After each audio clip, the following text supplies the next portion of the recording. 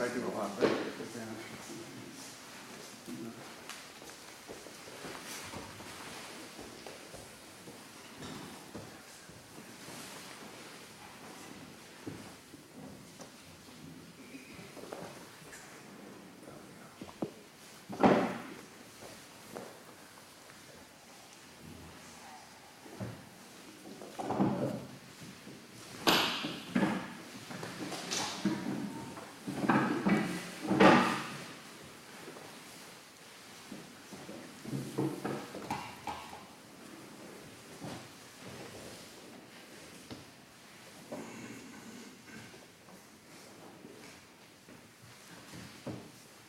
Reminds me of high school. Everybody wants to sit in the back of the room. Right. It would be good to come up. And there's chairs. People want to chairs are in the covers across the back.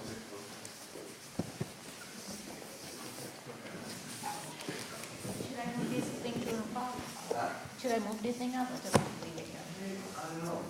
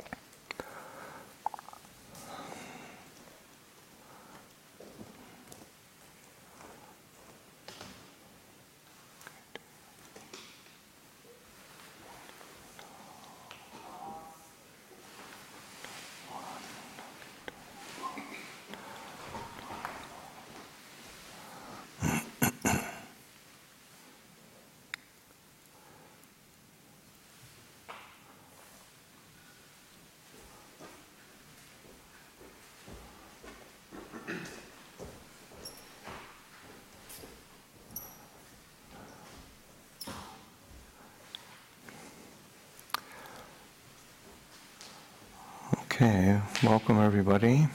Good afternoon. This is the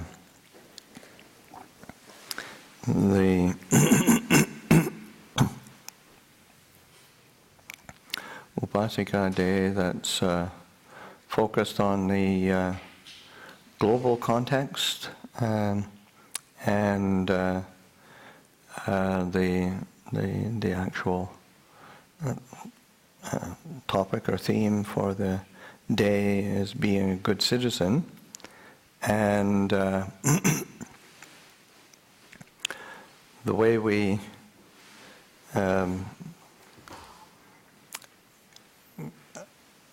do these Upāsikā days toward the the end of the year, or at the end of the year or beginning somewhere. Then send an email out or start pooling people asking for topics for the following year, and this is a topic that came up with I think in the wake of the election and the political situation that America finds itself in. So that I think it's responding to a particular situation. I mean, it applies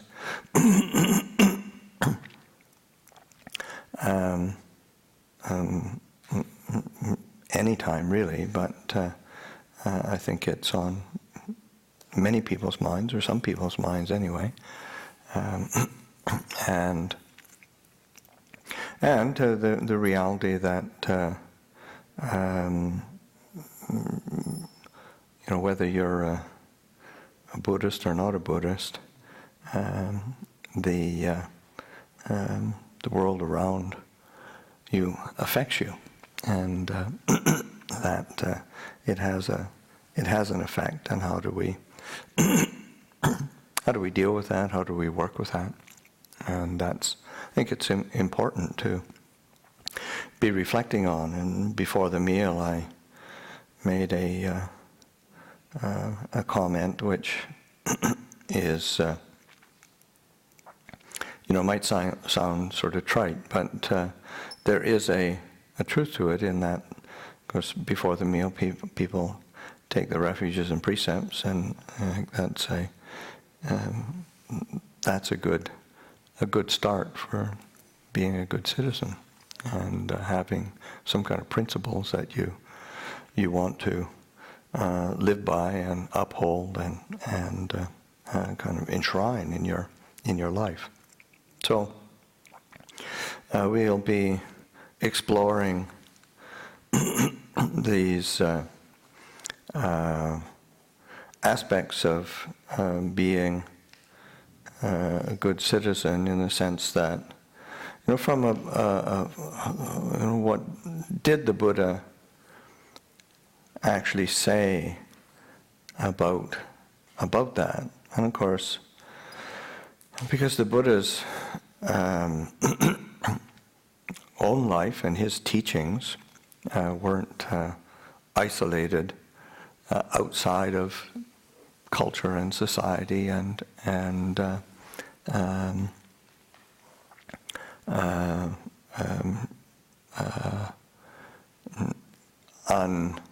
unresponsive to the world around him. He definitely gave guidance to people living in the world. And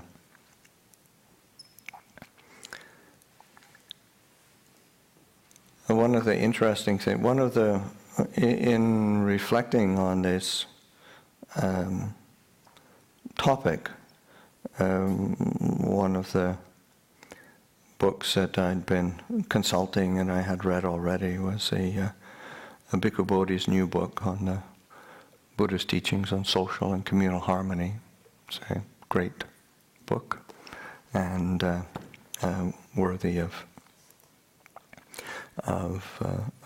reflection. And one of the things that Bhikkhu Bodhi points out, in that the fundamental to the Buddha's idea of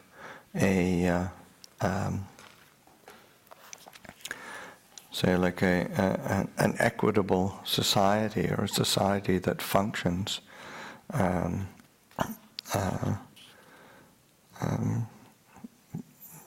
properly, appropriately, is that we all live within a web of human relationships, and that is most clearly laid out in the Sigalovada Sutta, which is a teaching that the Buddha gave in Digha Nikaya 31, that the Buddha gave to the young man Sigala. And if you look at it on the surface, it can look very archaic and not very applicable. But when you start reflecting on it, this aspect of these reciprocal responsibilities, reciprocal relationships that we establish with all the different spheres of peoples that we have contact with, and we live in conjunction with in the society, and so that I think that's an important aspect of how we start to apply principles of Dhamma within these different relationships, and it's trying to understand the relationships that we do have, and where can we have a meaningful contact and connection with others, and so that's I think quite an important aspect to be considering. Also, the Bhikkhu Bodhi begins his whole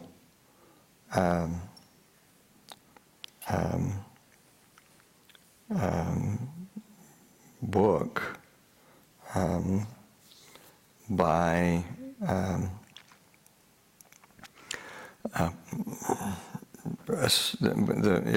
it begins with teachings on right view, so that right view, sammaditthi, is placed front and center, and that's an essential piece of the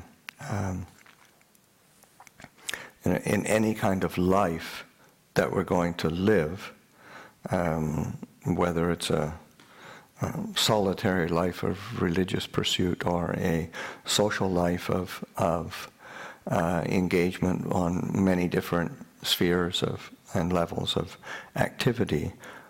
Right view is critical, and to be able to establish that. And there's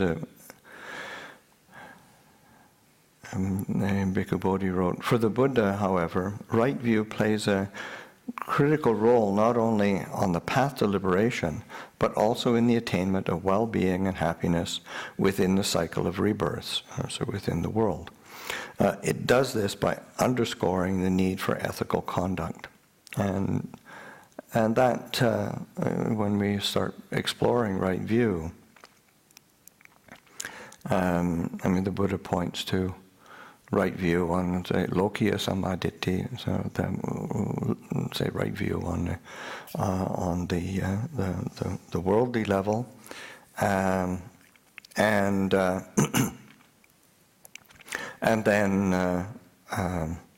then that very explicitly points to the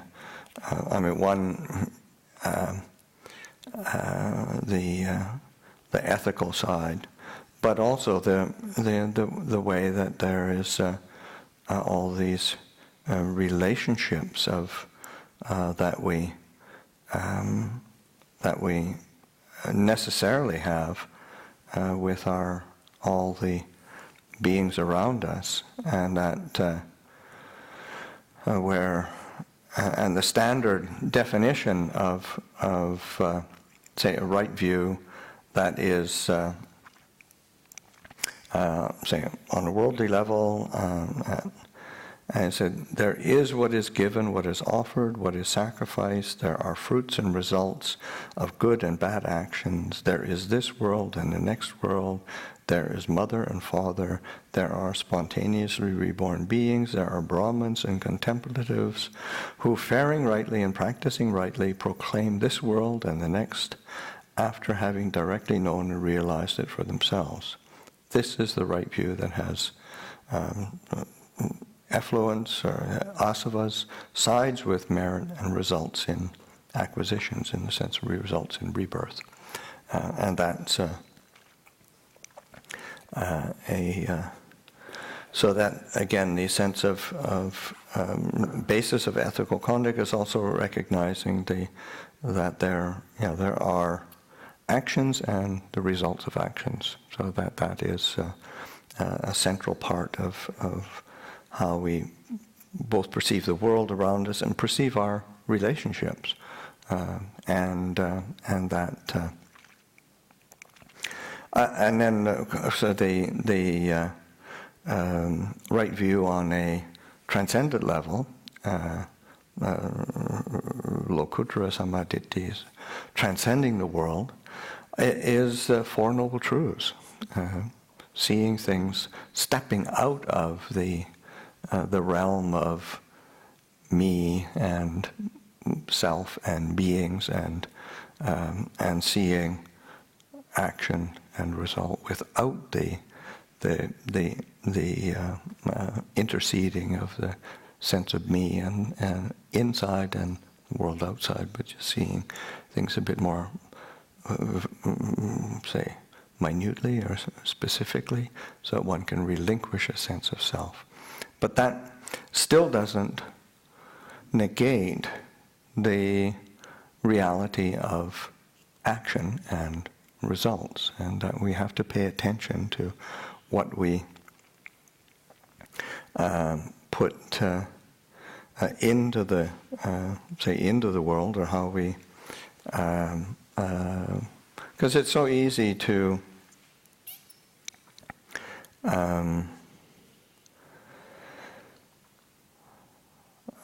get locked into various views, opinions, camps, sides, taking sides with something, and of course, if we're going to take a side, the next thing is that we're, and it's a logical extension, is that we're right. And and then if we're right, anybody who doesn't hold that view is wrong. And that, so that and then we justify our views and our reactions and our speech and the actions that we take, and it gets very complicated and messy after that. And so that sense of the necessity of really establishing right view is starting to see, our reactions are, especially if we're justifying unskillful actions that are rooted in, and actions being both mental states, moods, views, that are grounded in greed, hatred, delusion.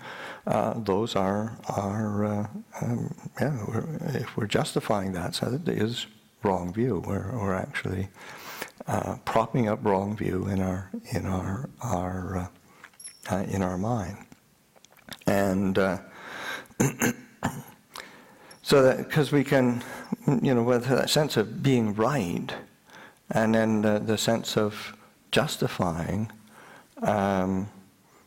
unskillful actions by body, speech, and mind, then we assume somehow that there is no result to that, or we don't recognize that there is a result. So we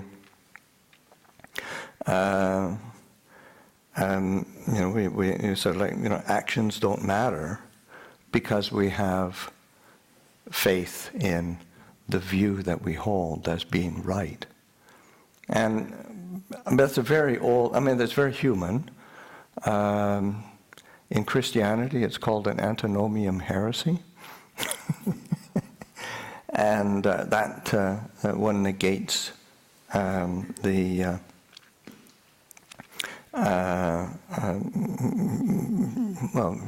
fundamentally, antinomian means that one is negating law and moral law, and so that, and in Christian circles, and it's, if you have faith in Jesus or God, then it doesn't really matter what you do, because your faith transcends the moral law of the world, and so that but that same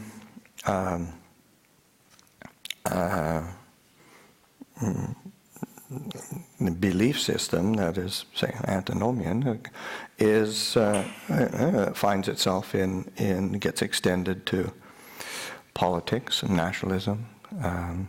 It gets extended to other religions. Buddhism is not free from it.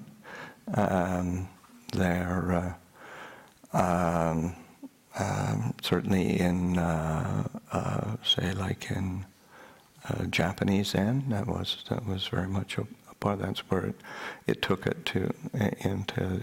There's a lot of support for the rise of militaristic government through the Buddhist hierarchies. Thailand as well.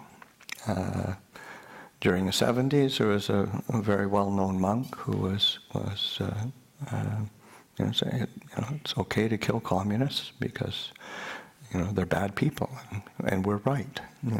So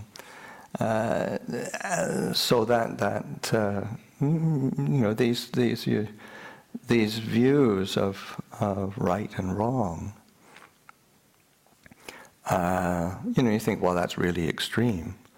But then I just go home for a family visit and see what comes up.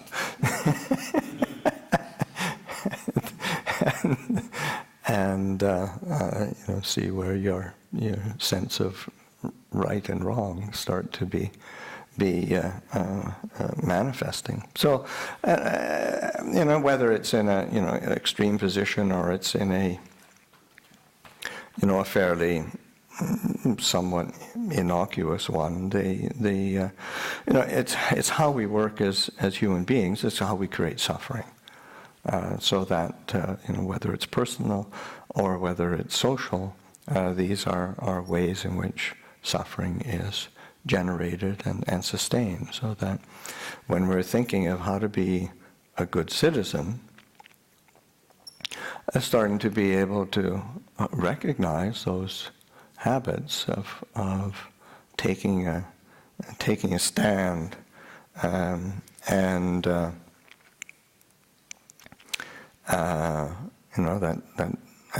Ajahn Amaro's little book,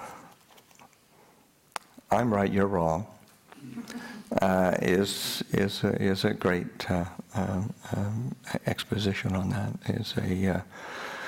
And of course he's using that as a title for an introduction to loving kindness as a theme.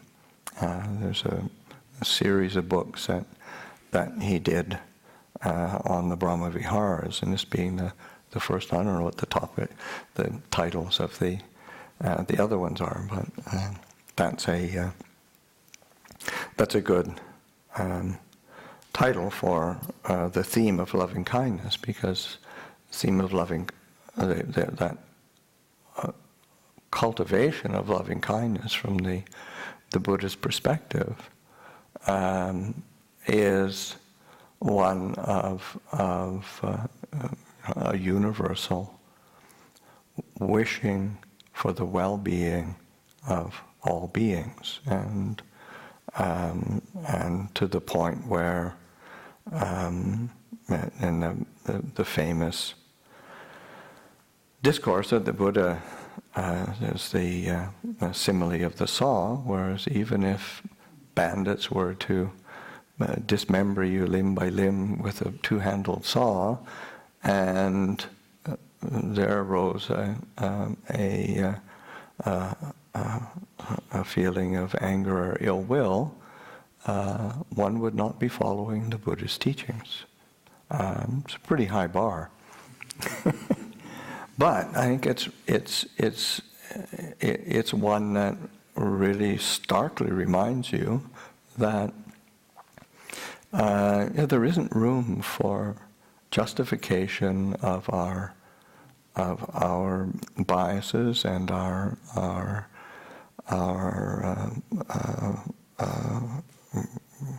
grudges or feelings of either aversion, ill will, or a sense of separation, isolating. Because that's how we end up isolated, is when we separate. And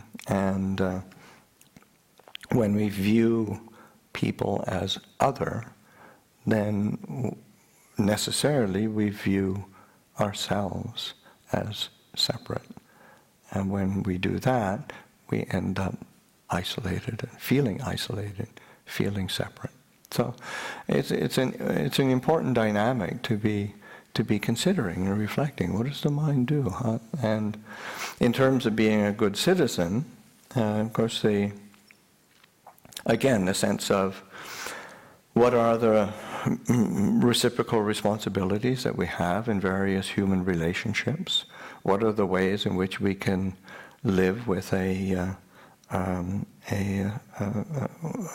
social and communal harmony?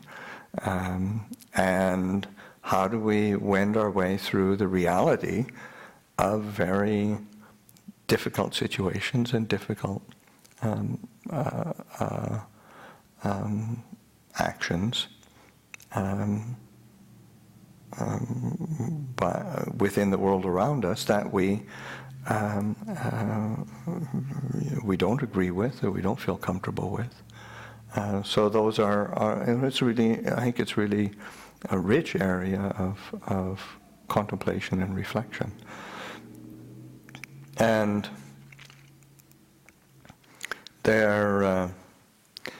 and this is why I think it's so important to be reflecting on the aspect of suffering, of dukkha. How does dukkha arise? I mean, in terms of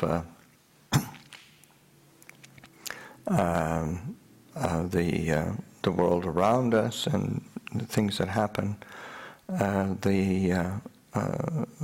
it's easy to miss the fact that there is very real suffering, and we ourselves suffer because of it. So that to be able to be reflecting and understanding more clearly, how does that suffering work? How do we free ourselves from suffering? How am I contributing to it? How can I be? What is a skillful response to the ways that I am suffering?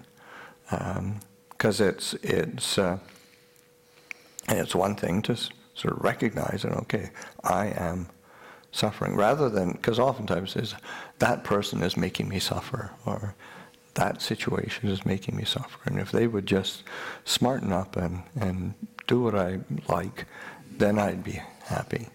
And my life would be smooth and peaceful again. Just like it always was before.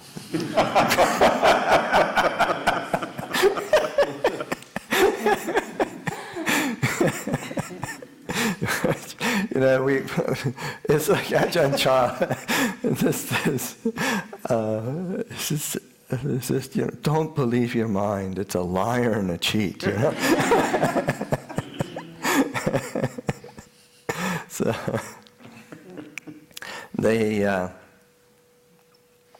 and one of the things that is helpful is, especially in terms of suffering, is sort of realizing that there are certain elements of the the stories that unite us, the stories that we rally around, and whether it's, say, the story of Buddhism, or the story of America, or the story of the story of Google or Facebook, or the story, these are actual stories. I mean, they're storylines that we buy into and we invest in and we identify with, and they affect our lives. And but they are fictions. They affect us, but they are fictions. And it's something I'm still in the process of reading this book, but there was something that stood out to me reading it where I thought, well, that'd be a good quote that for our topic today. It's from a book called Homo Deus, Yuval Harari. He's an Israeli writer. And his previous book is called Sapiens, and it's the history of humanity, and it's excellent. And then his new book is Homo Deus. Is sort of like this is sort of the history of the future, and that what human beings are striving towards. And of course there's some kind of striving for some kind of godlike existence, free from disease, free from old age, free from all of the things that have plagued humanity. And of course there's problems with that as well. But it's an interesting exploration. But he's also saying that what unites us as human beings is a very, these various stories and storylines and fictions that we believe in. So this is a quote from him. When examining the history of any human network, it is therefore advisable to stop from time to time to look at things from the perspective of some real entity. How do you know if an entity is real? Very simple. Just ask yourself, can it suffer? When people burn down the temple of Zeus, Zeus doesn't suffer. When the euro loses its value, the euro doesn't suffer. When a bank goes bankrupt, the bank doesn't suffer. When a country suffers a defeat in war, the country doesn't really suffer. It's just a metaphor. In contrast, when a soldier is wounded in battle, he really does suffer. When a famished peasant has nothing to eat, she suffers. When a cow is separated from her newborn calf, she suffers. This is reality. Of course, suffering might well be caused by our belief in fictions. For example, belief in natural and religious myths might cause the outbreak of war, in which millions lose their homes, their limbs, and even their lives. The cause of war is fictional, but the suffering is 100% real. This is exactly why we should strive to distinguish fiction from reality. Fiction isn't bad, it's vital. Without commonly accepted stories about things like money, states, or corporations, no complex human society can function. We can't play football unless everyone believes in the same made-up rules, and we can't enjoy the benefits of markets and courts without similar make-believe stories. But the stories are just tools. They should not become our goals or our yardsticks. When we forget they are mere fiction, we lose touch with reality. Then we begin entire wars, quote, to make a lot of money for the corporation, or, quote, to protect the national interest. Corporations, money, and nations exist only in our imagination. We invented them to serve us. Why do we find ourselves sacrificing our lives in their service?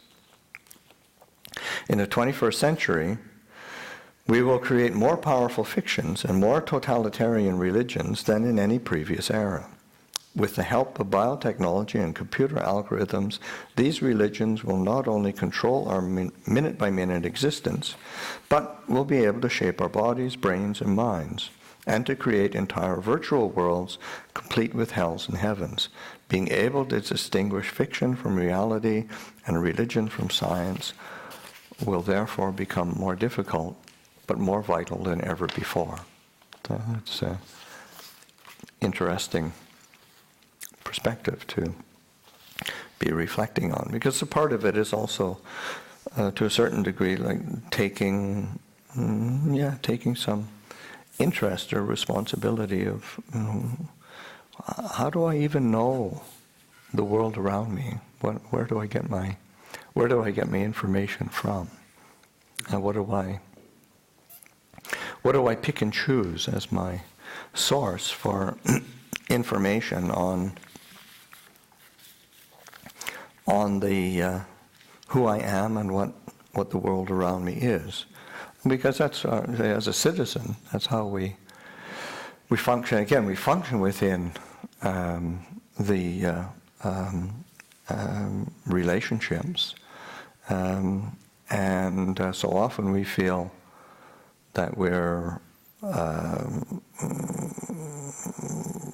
kind of hapless victims of circumstance, and but it's important to be, well, why do I feel that, and what do I do I have to feel like that? Where do I get that idea from? And how am I feeding the various ideas that I do have? And so and it is, there's so much information out there, you really need to be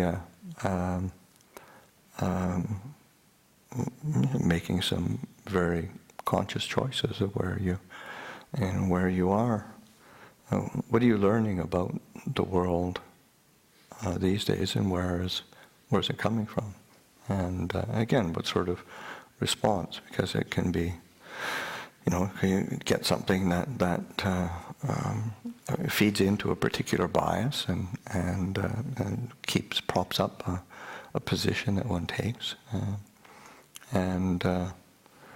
you sort of think in terms of, well, how can I understand things a bit more clearly, or how can I use it as a trigger to learn something that had no idea about before. At one of the podcasts I started listening to and finding it really fascinating is a podcast called "What Trump Can Teach Us About Constitutional Law." It's really interesting, especially as a Canadian who we don't have. I don't think we have a constitution yet. We might have, but it's not a big thing in a parliamentary democracy. But for say like a republic like America, then there's the Constitution is an important piece of historical guidepost that is very much a part of how one structures the governance of the country. So I think to me it's an interesting thing to know about.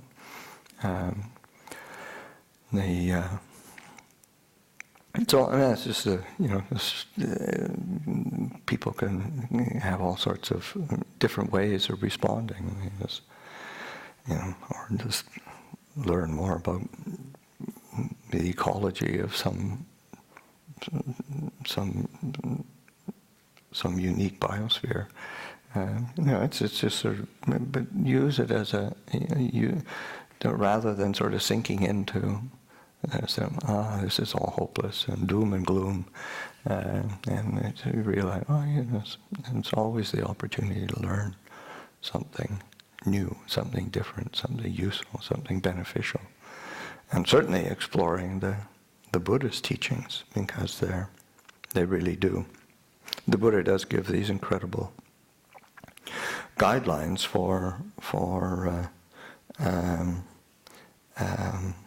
as I was saying at the very beginning, say like in terms of an individual person being rooted in the relationships and responsibilities that they have with all the different spheres of interaction that they have. Also, the Buddha lived in a culture or at a time. India at the time had two predominant means of governance. One was a monarchy, and kings being, and a republic, and so that And it was a time of tension between the two because there was the power of the monarchies was rising and consolidating of power. And when a monarchy or a king consolidates power, it's usually by armies and war. That's how they do it. And the Buddha had advice for he didn't sort of say which is right, this one's right and that one's wrong. It was sort of, well, if you live in this kind of situation, here is a template for what would be suitable. So what were the guidelines for a righteous ruler, or the duties of a monarch, a king. And then if that king was not living up to his the standards, then he was not righteous and not worthy of. It was going to sow the seeds of its own destruction, or of either his or the kingdom's own destruction. So, and similarly, in terms of the kind of a republic, and more like an oligarchical republic, and the Buddha giving the principles for how that functioned well, and so that meeting on a regular basis, discussing things, paying attention to everybody taking responsibility for the areas of safety and people's well-being, because it was a shared responsibility. So the Buddha certainly had guidance to give and standards that he encouraged within, but he didn't sort of come down with this is the absolute right way to do it, this is the absolute wrong way, but it's whichever way you're doing it, it needs to be done with principles of integrity, morality, virtue, and addressing the human needs of both material needs and the needs of an experience of safety and well-being. And it's just that has to be a part of it. So those are aspects of okay, how do you be a good citizen? Well, one of the ways is thinking how to promote those kind of values, how to live within a society or culture so that one can be supportive of those kind of principles. So those are aspects to be considering.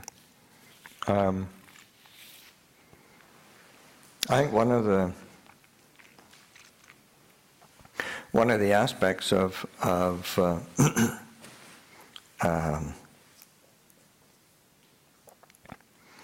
when reflecting on the Buddha's teachings, and in particular in terms of global context, being a good citizen, being a part of a political and social system, what are the fundamentals of the Buddha's teachings that one wants to keep bringing front and center? And because one of them is the say when it's in the Madhupindika Sutta, the Majjhima 18, the Buddha is asked by a person who it wasn't actually even a particularly respectful question. It was a bit more of a critical question. And he's asked, but Dandapani the Sakya, what his teaching is. So what's your teaching? What do you assert? What do you proclaim? And it was a bit more of a challenge than an actual inquiry. But the Buddha used it to be very succinct. And he said, friend, I assert and proclaim my teaching in such a way that one does not quarrel with anyone in the world, with its gods, its Mars, its Brahmas, etc. That's a... And of course, Dandapani, the Sakyan, is sort of in the sutta, sort of puckered his forehead and walked off, shaking his head. Sort of, it wasn't at all impressed. But the teaching is actually one that's really important in that when the Buddha is pointing out aspects of truth, of reality, then it's not it's a truth that doesn't really, it's not to be divisive or to find fault, and then not, especially, just not to contend, but just sort of, this is the way I see it. This is the way out. This is a problem. This is a way out. This is the tools for finding a way out, and then it's up to people to pick it up and do whatever they want with it in the end. But that certainly in terms of living our life, that these are aspects of a teaching where we don't. So for ourselves, there's no need to.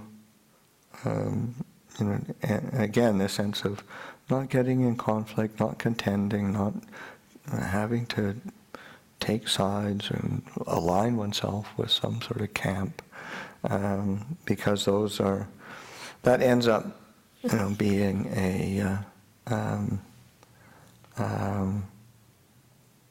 when it ends up following the human habit of ending up sort of either feeling isolated or staking one's claims in a certain tribalism where you end up with friends, but I don't know if that's a good thing or not.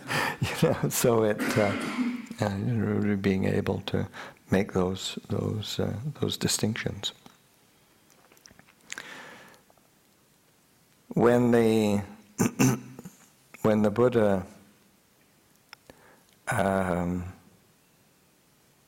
speaks of one of the aspects of the Buddha's tools that he gives for social harmony, as Anguttara 4, Sutta number 32, they're actually called 4 bases of social harmony, or for 4 bases for helpful integration. First one is dana, in the sense of giving, sharing, charity, generosity. This is a kind of an essential way of helping binding, and it's something that that goes across whatever camp or political stripe, and that sense of giving and sharing is recognized as a important value. Biyawaja, the amicable speech, kindly speech, or convincing speech. Biya is sort of, literally means sort of lovely. So that sense of having, paying attention to trying to bring one's speech back to something that is kindly, is not It's not harsh. It's not critical. It's not strident, because that's it's easy to get. It's easy to get there pretty quickly, and to making an effort in that, really trying to use speech as a tool for harmonizing with others. Third quality is attacharya, which is helpful action, deeds of service, being of service to others. So that it could be seen as an extension of dana, but usually dana is more like a material giving, and attacharya is like a putting it into action, helping other people out, being of service to others, doing something that is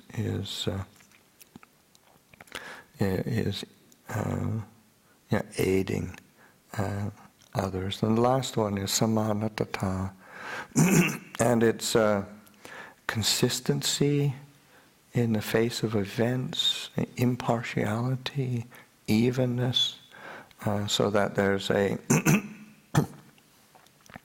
the reality is that there's always going to be praise and blame, gain and loss. I mean, it's just as the worldly dhammas are always going to be there, whether you're in the world, whether you're in a monastery, whether it's about the material world, whether it's about the spiritual practice. There's these worldly dhammas of praise and blame, gain and loss, happiness and suffering, and recognition and disrepute.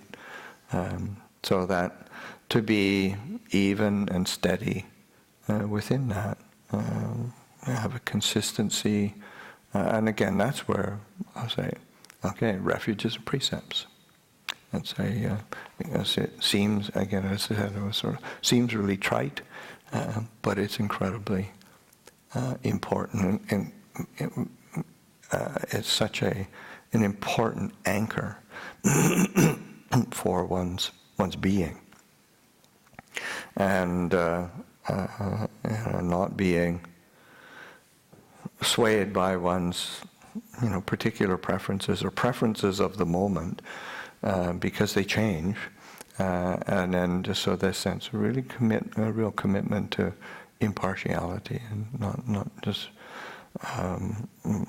being swept up in a particular mood or view or idea or ideal at any particular time. It's being really steady and even. So those are very important, essential pieces of the things that lay a foundation for the fabric of social harmony and living in the world, so that as we live in the world, of course those principles are get easily challenged, and how do we respond to that? How do we work with that? What's our go-to option? Do we sort of get into a conflict and fight, or we just back off and sneak away and grumble and complain inside? It's sort of nurse our resentment, and so, there's all sorts of ways that we respond, and it's important to recognize what are we doing, how do we deal with that, how do we work with it. So those are some thoughts on the being a good citizen.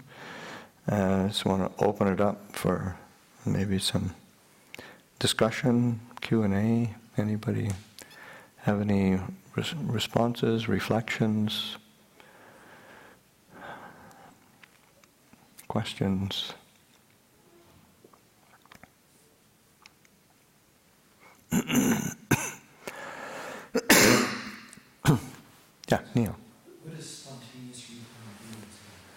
Spontaneous rebirth?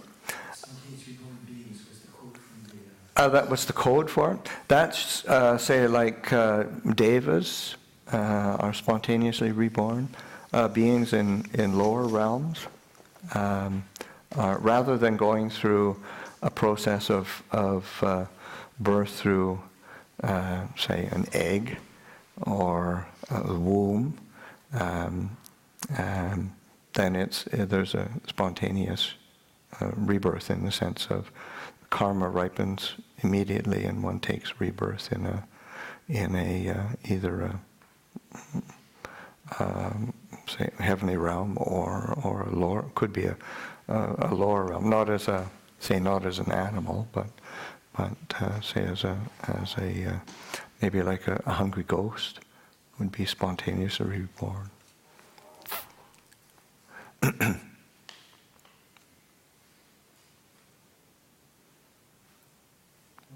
a question. You mentioned listening to a blog, and you were talking about the importance of reflecting on where are we getting the information that forms our views or reinforces views, etc. So I'm wondering in terms of like civic engagement and that level of information. Certainly there's been a lot of discussion lately about how information sources are catering to their own little niche, etc.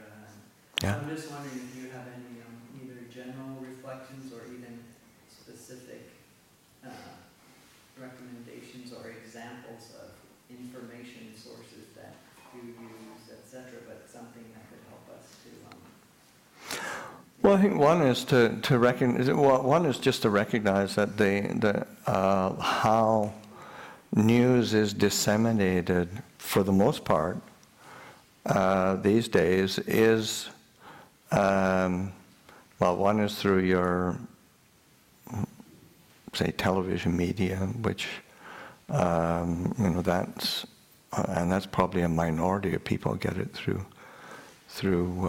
that these days. But now there's people tend to to watch news that actually coincides with their views, so that just one for oneself. It's not like, oh, everybody does that except me. We all do that. And but also that's whatever. And when you're looking for it online, and then whatever you have clicked on, whatever website you've gone to, whatever media source that you've used, that is going to be fed back to you, and that's how it works. So so it's not really news. It's kind of, on a certain level, it's kind of entertainment that keeps you busy,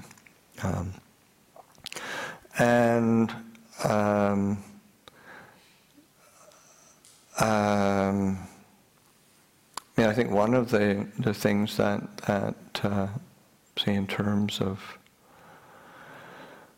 getting news, looking for news, I think it's really helpful to look for news outside of America, in order to because America's news is media, and particularly news media, is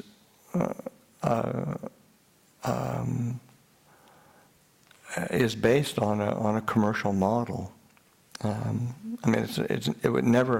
America never developed a public model of news media. Broadcasting was never developed. It was never supported. Right from the get-go of the switch from beginning, even with radio media, it went immediately to a commercial model, and that was particularly American. So that in order for to keep your advertising and be profitable, then you need to be putting out stuff that is profitable, that's getting advertisers in. So, say like CBC, BBC, Canadian Broadcasting, British Broadcasting. Those were supported by the government specifically for the public good, and it's in its constitution, so that there's more of an awareness of trying to present different sides, different options, local news, and that was also part of. It wasn't until about 1970 or something that America actually established a public broadcasting and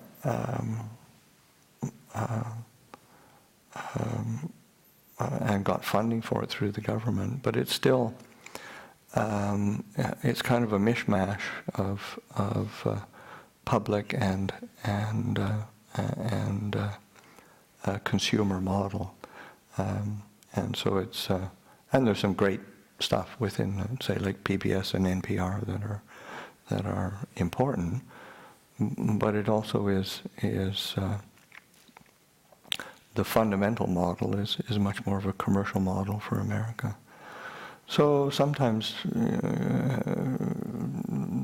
looking news sources from outside the country to see sometimes what's happening in America. Sometimes you get a better picture to look at some of the other broadcasting mediums that are outside. I mean, there's also, within the country, there's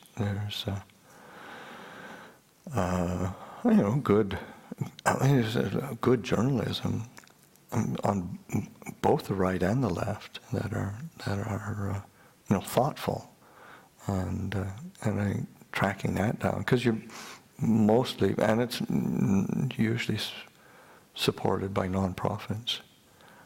I think of, say, like Mother Jones on the left, and say maybe National Review on the right. And those are, but they're thoughtful, and it's journalism that is it's not commercial really. So those are ways of looking for perspectives that help to what's outside my normal boundaries of what I think about.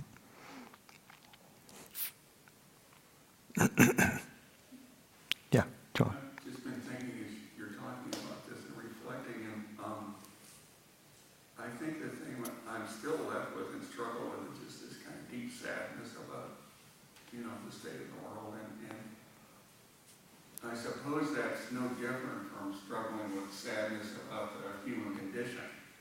Right? I mean, because that's really quite what it is. It's just great massive suffering and trying to have enough heart to be with it. Yeah. Not get brought down, but it seems like the same struggle. It's very personal, I guess, in a way. From anyway, but I keep coming back to this kind of melancholy sadness about it.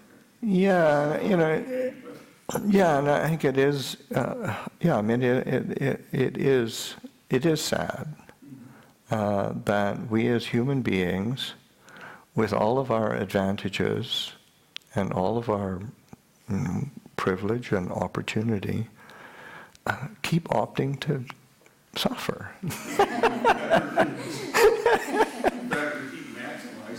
Yeah. Sort of, we get better and better how to ramp it up. Yeah.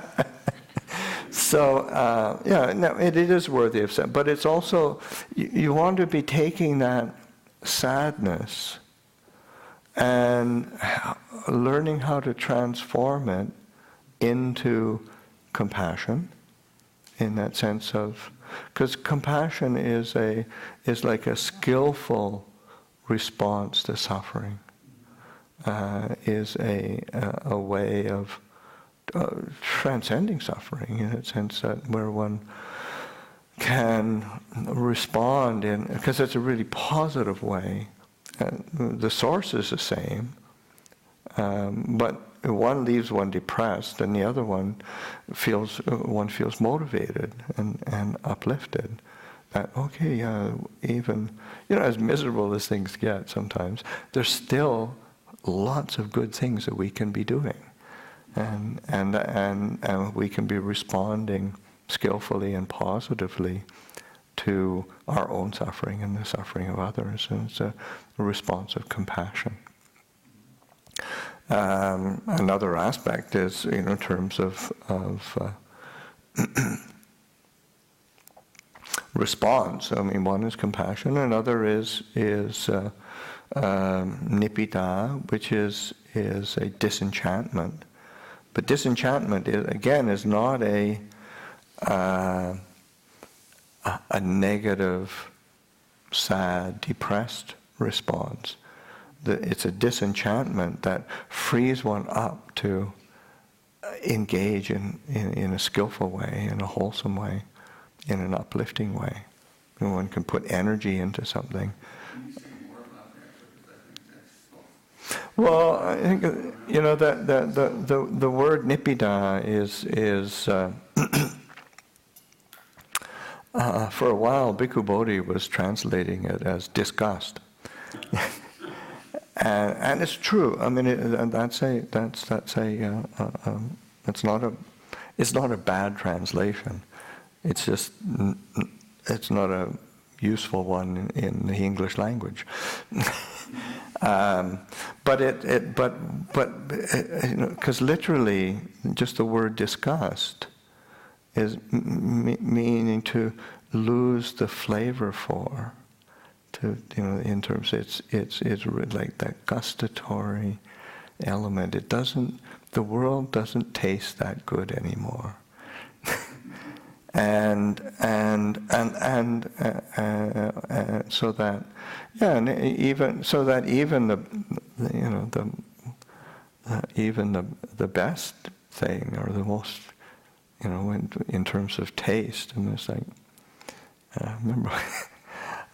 remember one time with for people who know Ajahn Sujito, he's English monk, very accomplished, very great teacher, great meditator, and a great sense of humor. And sometimes he can be incredibly droll. And I remember we were on a picnic or something here some years ago, and I was having the meal out somewhere, a nice space, and then the dessert comes around, and it's cheesecake, and pass it on to Ajahn Sujito, and I take a piece, and he said, and he takes a look at it, and he says, this very droll, sort of neutral sort of look. He says, "There's no known defense against cheesecake."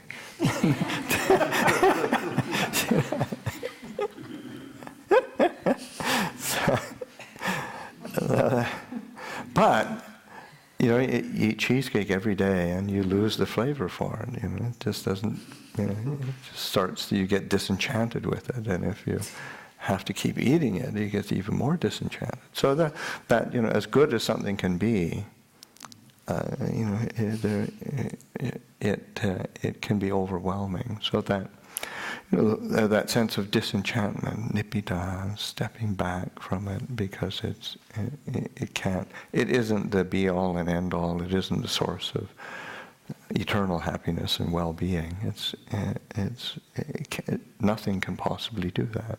So that there's a disenchantment, and that's where nibbida is, that stepping back from things that can't possibly truly satisfy one and make one replete. Yeah. So and nibbida is an incredibly wholesome, bright state of mind. And you see that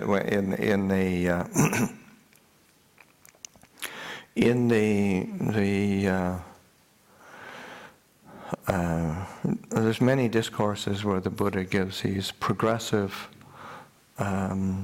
outlines or causal conditions for mental development, and starting at various places where and it kicks into delight, and delight being a cause for a condition for the arising of joy, joy being condition for the arising of tranquility, tranquility being cause for the arising of happiness, happiness being cause for the arising of samadhi, of concentration, concentration being a cause for the seeing things in their true nature, seeing things in their true nature as a cause for nibbida. So it's like this building on these layers of very wholesome, clear mental states, and then arriving at disenchantment, and disenchantment being a cause for condition for freedom. That's that's not a. Still a tall order. Yeah. But it is how do we Yeah. It's how do we transform these feelings of isolation, frustration, that are, and sadness of the state of the world, but then it's more like, again, I think it's helpful that this idea of the fictions that we buy into, the stories that control our life, the stories that we tell ourselves, the stories that we invest in, and say, well, we keep investing in a story of our sadness, and because of the world being a certain way, and we're saying, well, we can change that. Yeah. I think one thing that's helped me is, like looking at the state of the world, to kind of keep in mind that everything is cyclical. Yeah. Just like everything in the universe grows and then it decays, it generates, and then it goes through destruction. And so, kind of pulling back and looking at it from that frame, it's kind of like, yes, this is the way it is, but this is the way it's supposed to be, Yeah, and it's. Yeah, and it's sort of being able to reflect on it in that way, that these are parts of these cycles, and it's always been like this, which doesn't mean one then just rolls over and dies because of that, but it's sort of like like in the Thai, it's sort of it's more like that. It's a cause for. Okay, now yes, everything is cyclical, but then also, how do I, what do I lift up into my mind and into my life that will nourish something that is beneficial and wholesome, useful. Yeah.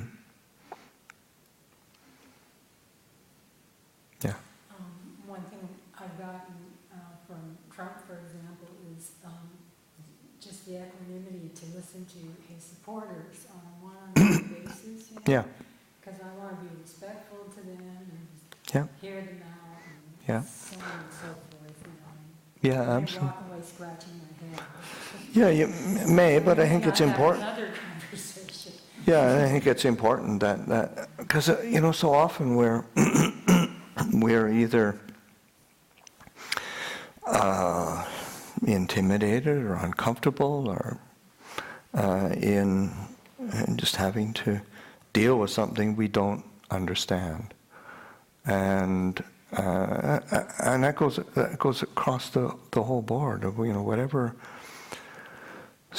wherever one is on the spectrum. One looks at how can they be like that, and that's the willingness to bring it back down to a very human interaction, a very human contact and connection. It's important because again, that's where suffering is important to reflect on, because that's what unites us.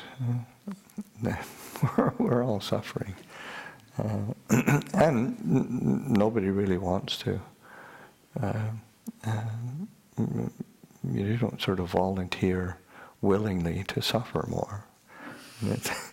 I mean, we do it, but it's not very conscious. So to be able to, to learn how to listen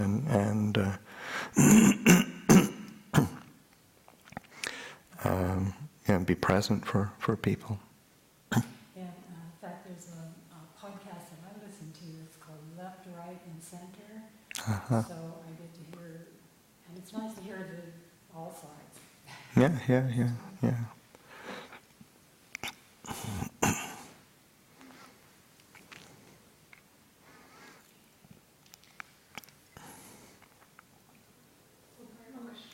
Yeah. I think if I recall remembering hearing this somewhere in the Ajahn card, it talks about knowing what is suspicious and suspicious. Do you know that? Am I misremembering that? But anyway, I was just wondering how to skillfully work with suspicion. I mean, Uh-huh. is there a combination of looking at the facts as well as your gut feeling, or Mm-hmm. how does that work? Oh, can you Knowing what is suspicious as suspicious. Uh-huh. I'm not sure if I might have not remembered that. It's not coming to mind, but but I think that's where in order to in terms of investigation, sometimes one's gut feelings are one of the last things to be paying attention to. So there should be a more investigation in terms of is this rooted in greed, hatred, and delusion? Does it stimulate greed, hatred, and delusion in myself? So that's for I think from the Buddha's perspective is a perspective that we need to be trying to get back to, in terms of, because that's when we can start shifting to, okay, how can we increase what is wholesome and decrease what is unwholesome, is when we understand the roots of a particular event outside or a reaction inside. Is that helpful? Well, I guess when you're noting greed, hatred, and delusion, it might be kind of physical reaction inside yourself. Could be. It could be. But it could, it could be. But that's, I think it's important to be, like our physical reaction is could be for any number of reasons. I mean, we might be hungry. There's a whole range of things. But it is important. I teach people in my teaching, in my own practice, a sense of coming back to the body, paying attention to what the responses in the body are, because at least it's tangible, and it's usually there's a good kind of readout to that. But it doesn't mean it's always trustworthy.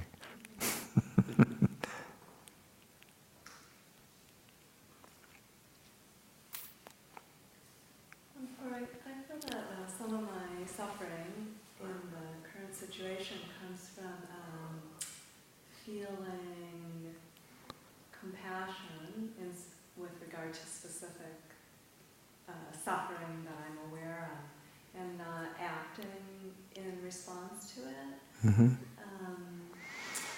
And I'm just thinking of like kind of the usefulness of certain fictions or stories Mm-hmm. to frame a patient, long-term effort to affect change. Mm-hmm. Say with regard to, I mean, you could pick anything. You could pick Yeah. addressing climate issues or immigration or anything like Yeah. that. Yeah. So I don't want to get just completely lost in, day in, day out. Oh, that's sad. Working with that on the feeling level. Mm. And also don't want to take action with an idea that, everything's going to change and it's all going to be. It's all going to be better. Yeah. But there is reality, and Yeah. there's the reality that actions do have actual real-world consequences. Yeah. So one can work collectively in the domain of citizenship, for example. Yeah. With other people. Yeah, Without and being caught in views and, I think that's important to realize that you can do that. I mean, you have to exercise restraint and caution, but you can, and that's where it's important to make skillful choices in terms of, who does one associate with, who does one, what does one give one's attention and energy to, whether it's which cause or group or but also being able to step back in terms of yes, recognizing that one may or may not see results, but that doesn't. And just because one doesn't see results doesn't mean one shouldn't do something. And that's, it's really important to say that the causes are, to put the causes into something that's the only way that change is going to happen. And if there are no causes put in, no causal conditions laid down, then change will not happen. Or it'll happen in ways that are completely different than what one's hoping for. And I remember one time when I was still living in Thailand, and one of the things I was helping with and being involved in was certain ecological issues and environmental issues, and trying to protect certain forests and many ways of doing it, both through education and livelihood, and trying to train people in livelihood, trying to give people the knowledge and understanding how to work with the systems. And I remember one time somebody asking me, do you think that you've been putting a lot of effort into trying to protect forests in Thailand? Do you think the forests are going to be protected? I said, no. And they said, huh? Why do you do it then? I said, well, one, I do it because it's the right thing to do. Two, if nobody does it, then you can guarantee that nothing's going to happen. And three, by putting attention on trying to encourage interest, and you're planting seeds for the future, and really in terms of, especially in a place like Thailand, and that's over 20 years ago, said the hope is with the next generations. These generations now, you can't you can't have any hope for.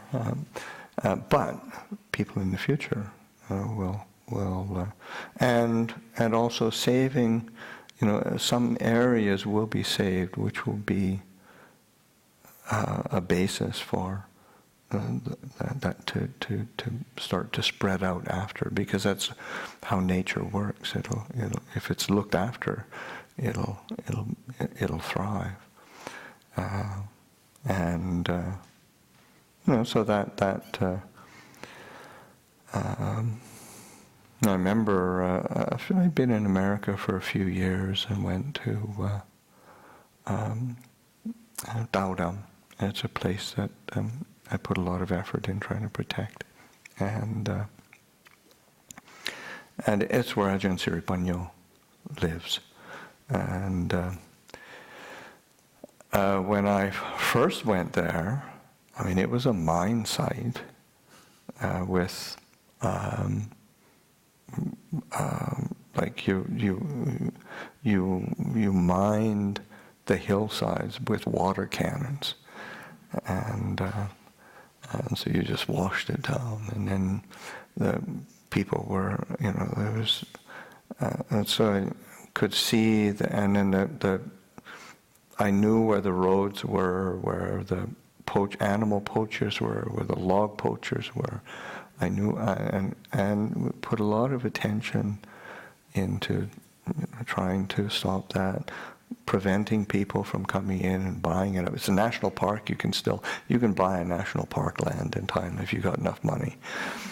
Of course, it won't be that long in America either. But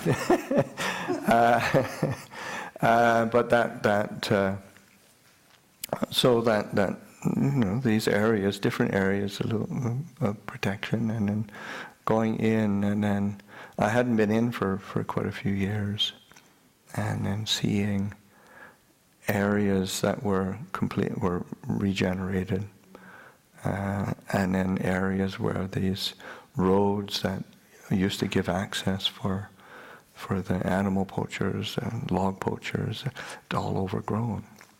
And I was really happy, because it does work, but without any causal conditions, and it takes time, and and there's other places that I helped out that probably aren't doing so well. It's just you just do what you can do and see what happens. Is this kind of along the concept of right effort, being a global citizen? Not getting attached to the outcome, but yet finding something that's important enough to put some energy into. Yeah, I would say that would be an aspect of right effort. Yeah, absolutely. Because there's no such thing as doing nothing. Doing nothing is something, and it has a result. So that being able to pay attention. Okay, whatever I do or not do, it has an effect. And how do I engage with effort and energy, put my attention in ways that are beneficial and useful? Increasing wholesome qualities, decreasing unwholesome qualities. Whether it's external or internal.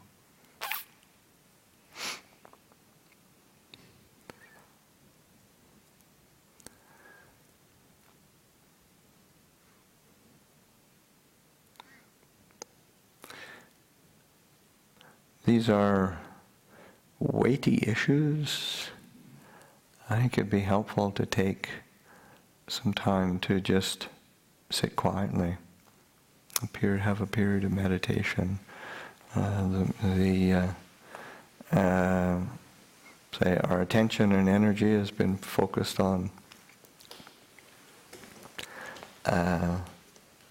the external world, being a good citizen, and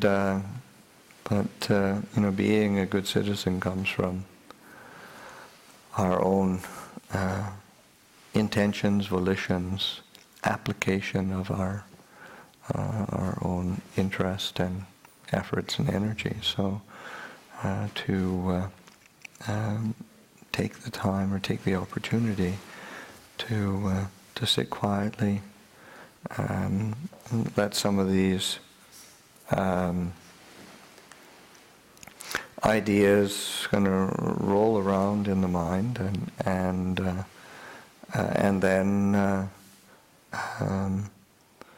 but then keep lifting up that aspect of how can I turn attention to something that is useful, is beneficial. What am I attending to, and how can that attention be directed to something that is say uplifting or beneficial? And there's many templates that the Buddha has given us, and Four Noble Truths, reflecting on this suffering, cessation of suffering, reflecting on how can I generate wholesome qualities in response to, say, this the suffering of the world. And traditionally, that's where the say, like the Baramis are a basis of where say in terms of Buddhist practice, where one directs attention to. So that directing, lifting up qualities, dana, generosity, sila, virtue, nekkhamma, of renunciation, relinquishment, panya, of wisdom, discernment, reflection. And we turn our attention to reflection, turning attention to virya, to effort. These are like Baramis, qualities which we can embody and then rely on as a response to the world around us. Because it's easy to, as I was saying before, that sense of to feel either overwhelmed, frustrated by the world, enchanted and enticed by the world, but particularly in the topics we were pursuing, it's feeling that sense of either alienation or isolation. But these wholesome qualities can be a counterpoint, and they can be lifted up. Khanti, patience, it's a barami, it's a virtue. Satya, truthfulness. Adhitthana, determination, sense of resolve and resolution. And metta, loving kindness. Upekkha, equanimity, evenness, stability. Those are what are called bharamis, and we can be directing our attention to their presence within the heart, and the imbuing the mind with these qualities, so that one realizes that one has choices. It isn't just sort of living in the world and feeling one has to just react to it blindly or get swept up in it in some way, but we can respond skillfully with these wholesome qualities.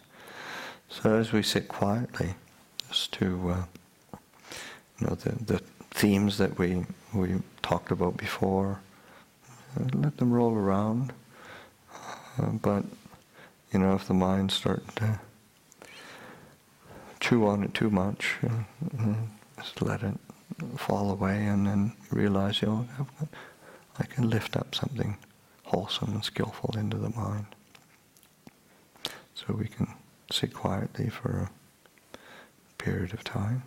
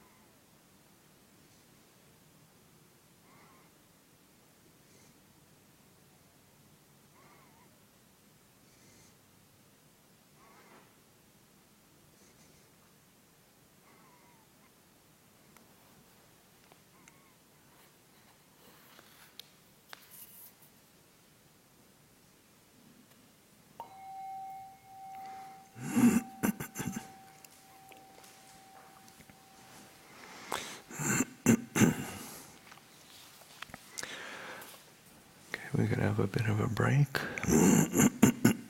And, well, actually,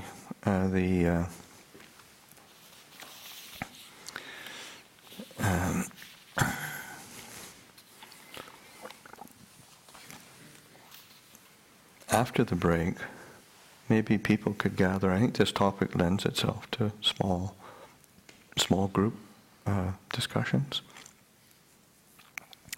And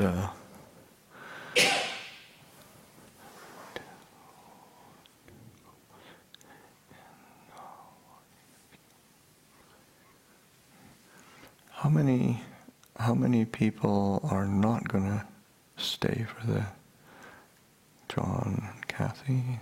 Okay. 2, 3, 4, 5. Okay. Okay. Maybe that would that leaves about 18. Maybe 3 groups. That'd be like 6 in each group. So before we head off, then for a break, if we could sort of count off to in 3s. 1, 2, 3, 1, 2, 3, 1, and then we can break people. Do you want to start? 2, 8. 1, 2, 3. Yes. 2, 3, 1. 2. 3. I can stay if I can be inside. I can't be out in the heat.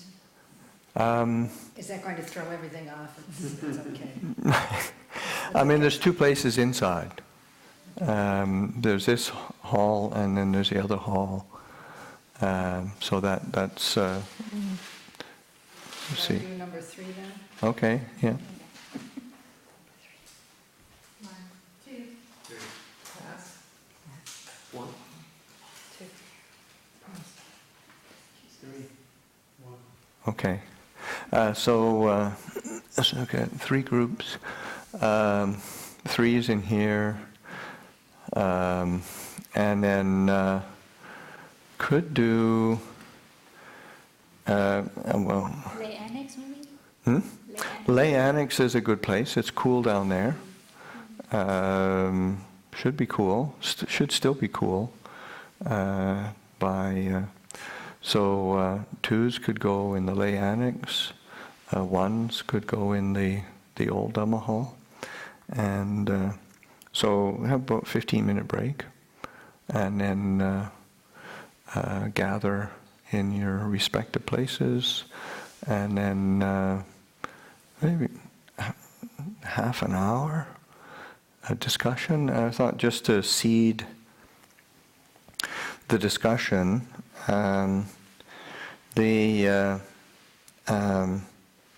because the topic has been kind of a global context, being a good citizen. There's a discussion. I mean, it'll probably be somewhat free-ranging, but still to try to focus. So what specific practices or emphasis in practice have helped or will help, do help with experiencing, understanding, or responding to social suffering? So just to reflect on that in a group, and if when you start your group, if we could designate one of your group to report back to the larger group, and we'll all gather back. Somebody could ring the bell at the end to get everybody together, and gather back here probably about around 3:45, and so yeah, report back to the larger group, and then yeah, so I just encourage everybody to be reflecting skillfully and see what we come up with. Yeah. Can you repeat the topic? What's that? Can you repeat the discussion topic? Okay, discussion topic. Okay, what specific practices or emphasis in practice have help, do help, will help you with experiencing, understanding, and or responding to social suffering. Okay? Okay. I'll ring a bell at the end of tea when it's time to. Pardon? I'll ring a bell in about 15 minutes. Okay, great. Great. Yeah. Okay.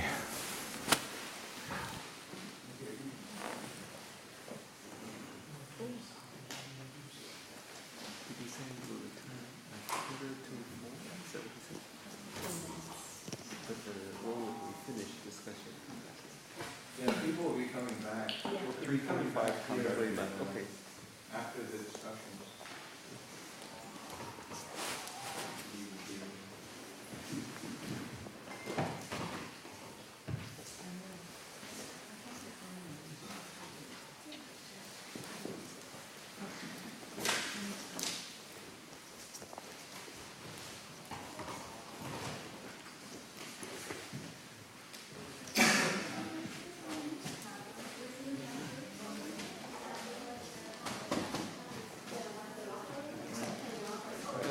About 10 people.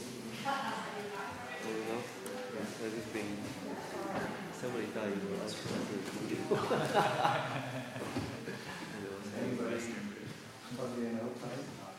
was about 10 people. Someone thought that we were not doing a ceremony. They wanted to ask if we'll give a teaching. Next time. So I just posted the topic, so we'll see if people use this for discussion. Who knows? But I put the timeline, so come back at winter. Yeah. Thank you. Yeah. Okay, John. Thanks so much. Yeah. Go play Nick. Yeah. Go either way. Is there a good thing? That's very helpful. I think so. Oh, good. Yeah. Maybe they don't. Yeah. Okay. Very sure of. Yeah, how am I going to deal with this? Well, yeah, I've just been really scattered So lately. to do audio, basically, just Yes, the blank is already, he just turns it off to the thing.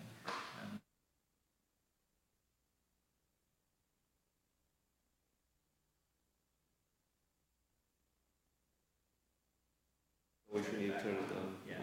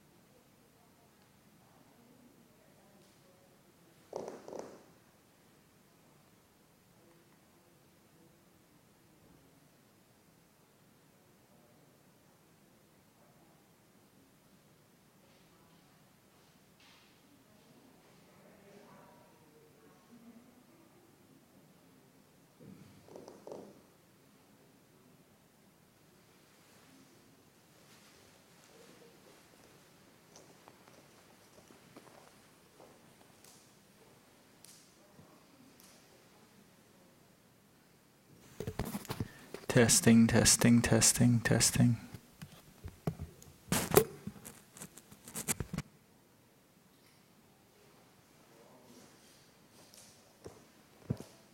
Testing, testing, testing.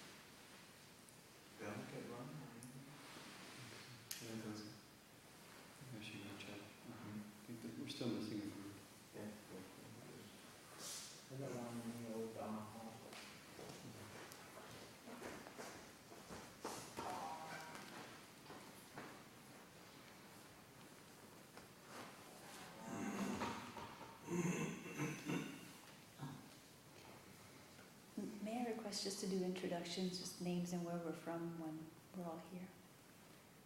Ah, right, didn't do that, did we?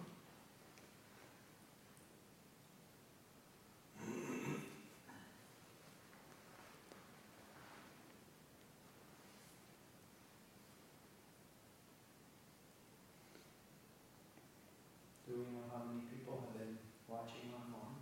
It was 10, I think. 10?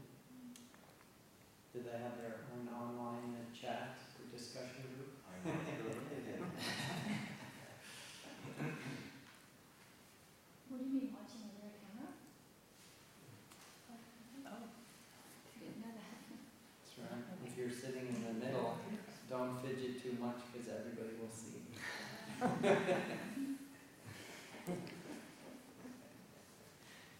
That's why we put Mark in the middle, because he sits so calm.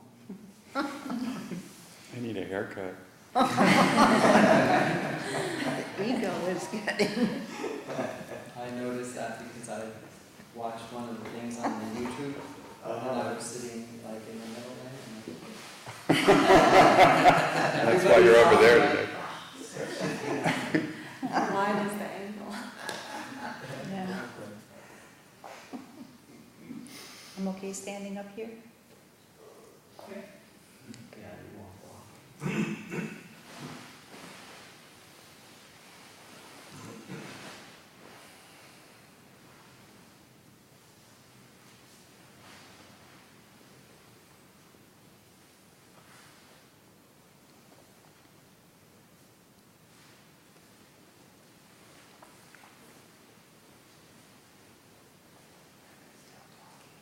We're still going strong. We're still going strong, aren't we?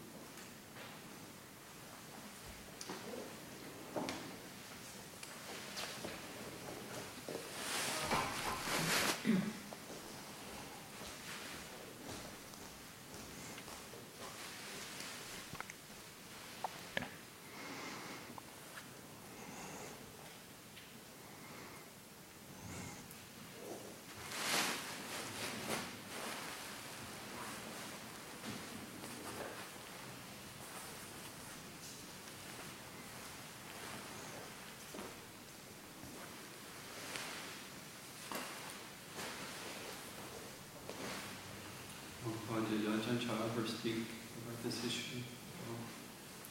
Well, political aspects? Just kind of, yeah. Not really, no. I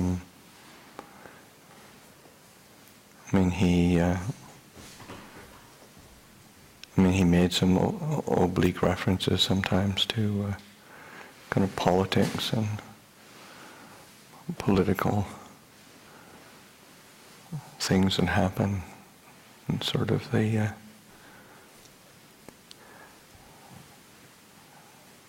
kind of how, say, the politicians are always criticizing whoever's in power, and then wait till I get in, and I'll do this and do that, and so they actually get in power, and all they do is sort of move the furniture out and put their furniture in, and so all that ends up happening is changing the furniture. And of course he was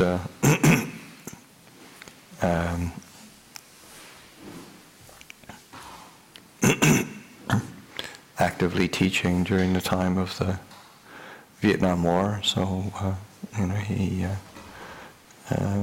made some comments or a sense of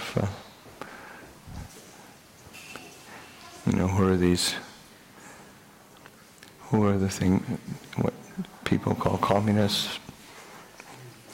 They're everywhere. It's people Who do they call the CIA? I mean, everybody, it's all sort of suspicion and rumor. So, I mean, it's just pointing to people's fears and proliferations more than making any kind of political comment or social comment, which in itself is a social comment, really. Because that, especially during that time in Thailand, and say Ubon was when I was there, first there. I mean, it was a very large fighter bomber base, American Air Force. So every day there's about 5,000 Air Force personnel in Ubon, and Ubon was. I was closer to Saigon and Hanoi than it was to Bangkok, so it was a place that was, definitely things were happening, and also I can remember when Ajahn Phan died, and Ajahn Chah took us to pay respects to Ajahn Phan. He was, I don't know, probably 200-300 kilometers north from Ubon, and every 25 kilometers there's a military checkpoint. You get stopped, and so it was not a peaceful time. Okay, there were, I know, Karina reminded me that we usually start with introductions of what our name is, where we're from, so that we can get to know each other, and I forgot to do that. So that if you want to maybe do that, that'd be helpful. I think it's good to know. So if Hisayo, you want to start? You're off on the side, the furthest away. Hisayo, I live in Santa Rosa. My name is Dennis and I live in Ukiah. I'm John, I live in Bloomfield, California. I'm Genjira, I live in Casadero right now. Moria, Ukiah. Zach, from Spokane, but kind of homeless-ish. I'm Neil from Sacramento. I'm Jeannie from Forestville. Drew from City of 10,000 Buddhas. I'm Brett, I'm from Louisville, Kentucky. I'm Mark, living in Redwood Valley. Karina from Sebastopol. Ying, Santa Rosa. Jamie from Temple City near Los Angeles. Roger, Sebastopol. Laura from Ukiah. Nani, Santa Rosa. Sandra, Redwood Valley. Alex from Chico. Micah, I live in Ireland. Okay, well, belated welcome to everybody.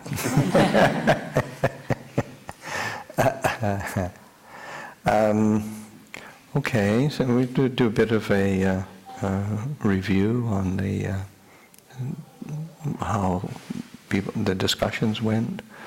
Just to share what came up in your small group discussions. Group one, who was the delegate? Alex, okay. We pretty much covered internal and external reactions and how your internal reaction to suffering can really dictate your effectiveness of reacting with other people. Right. And like she mentioned, that a lot of the ways that people try to bring peace and harmony end up bringing disharmony, end up dividing people, and Yeah. that really comes from a place of reacting unskillfully internally.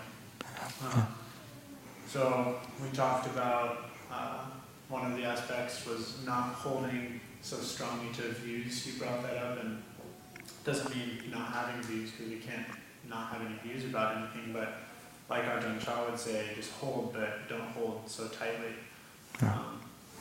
because that really gets people into the us and them, and that's where stereotypes can come up, and really the root of separation and violence. We also talked about perceptions, and how you can have perceptions about somebody just based off, or like a situation just based off of characteristics that may not actually really represent what's actually going on. And so having the mindfulness and patience to create space in that, make space in that situation to give yourself time to clearly assess what is really going on, so you can react more skillfully. And also equanimity when there is a lot of suffering going on that you may not be able to really stop. Having equanimity, and I remember a teaching you gave about that. A way to hold equanimity skillfully is to remind yourself that it's based upon metta, loving kindness, and compassion, karuna, and mudita, appreciative joy. And equanimity without the foundation of those qualities can kind of turn into that indifference, and so it's hard to hold it skillfully without those. Great. Sounds like a very fruitful discussion. Group 2? Or does it, maybe while we're in anything resonate with others while that comes up from the points that Group 1 came up with? Let's give that space for a minute.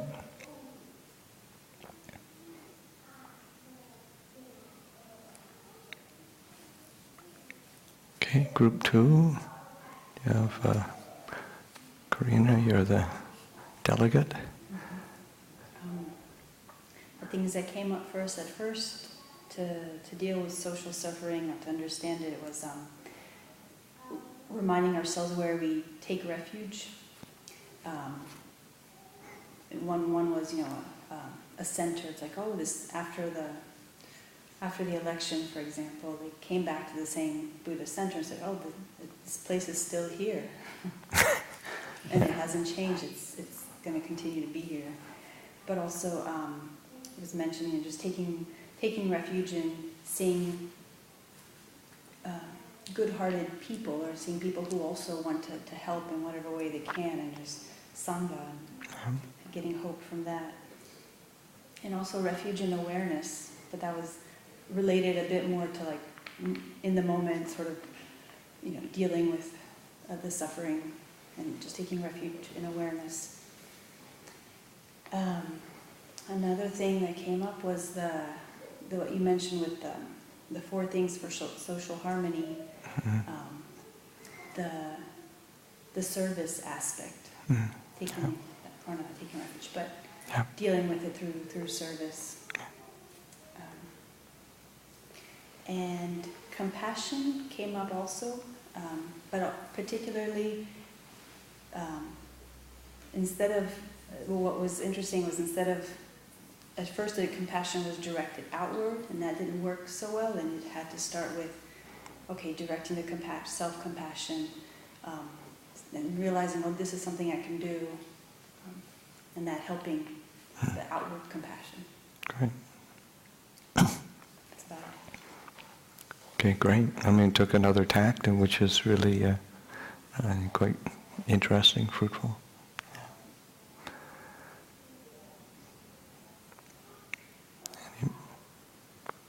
Maybe listen to the perspectives from group 3. I think the major themes were connection, connecting with like-minded individuals, or just whether it be connecting with a homeless individual, just acknowledging their presence, or just being present for somebody, actually helping on an individual level, letting things grow organically.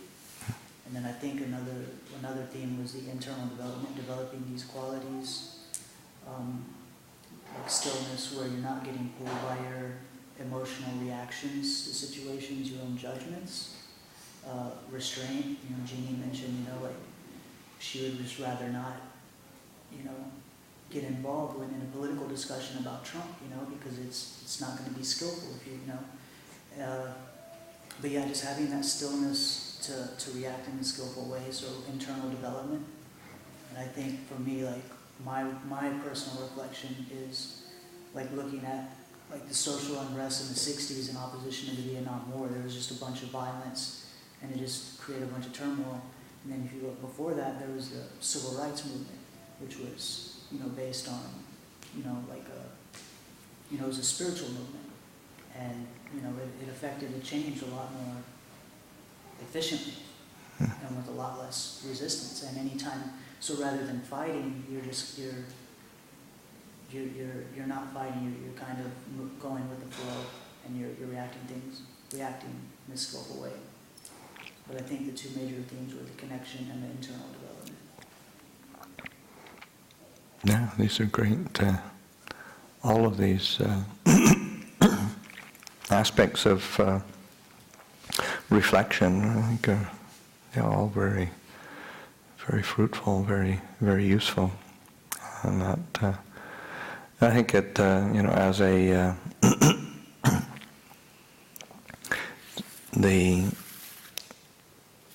having the time to discuss amongst yourselves.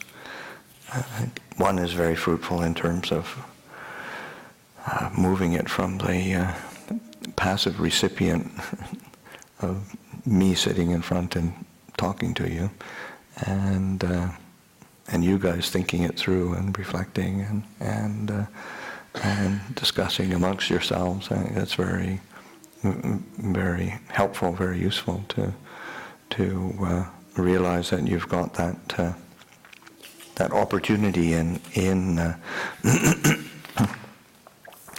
practice, in this practice, and certainly the Buddha's teachings are always encouraging us to be proactive in terms of reflection, investigation, and also one of the things that I think of as like a non-complacency with what one is. That's one of the when I think of the Buddha's conditions of why he speaks of himself as why he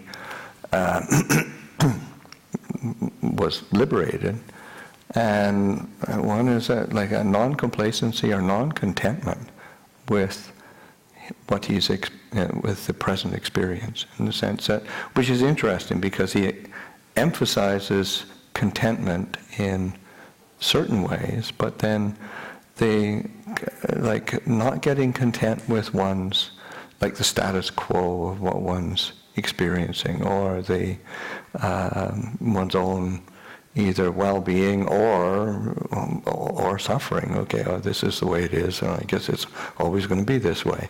And so but there's that sense of non-complacency or non-contentment. So it's that, okay, there's more to be understood. There's more to be done. There's more that I can be understanding and realizing. And the other factor is effort, energy, which is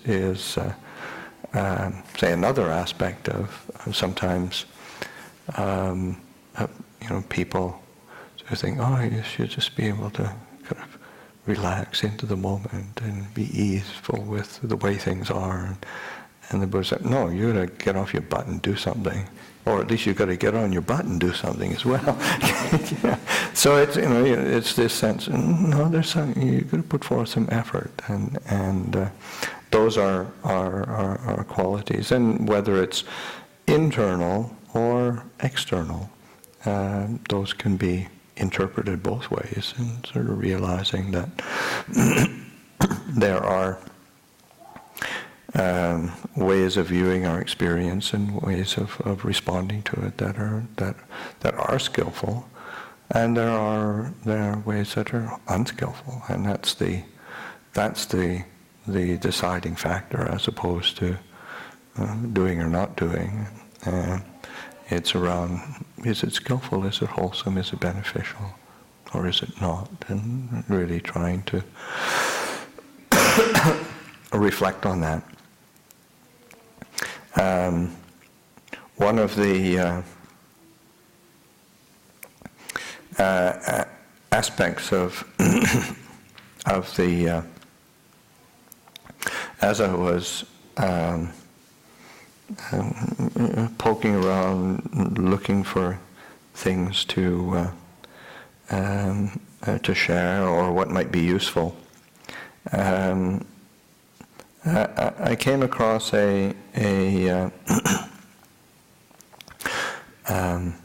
it's from the discourse from the Magga Samyutta, which is the collection on the path, the Magga, the path, so the Eightfold Path. And the Buddha always, when he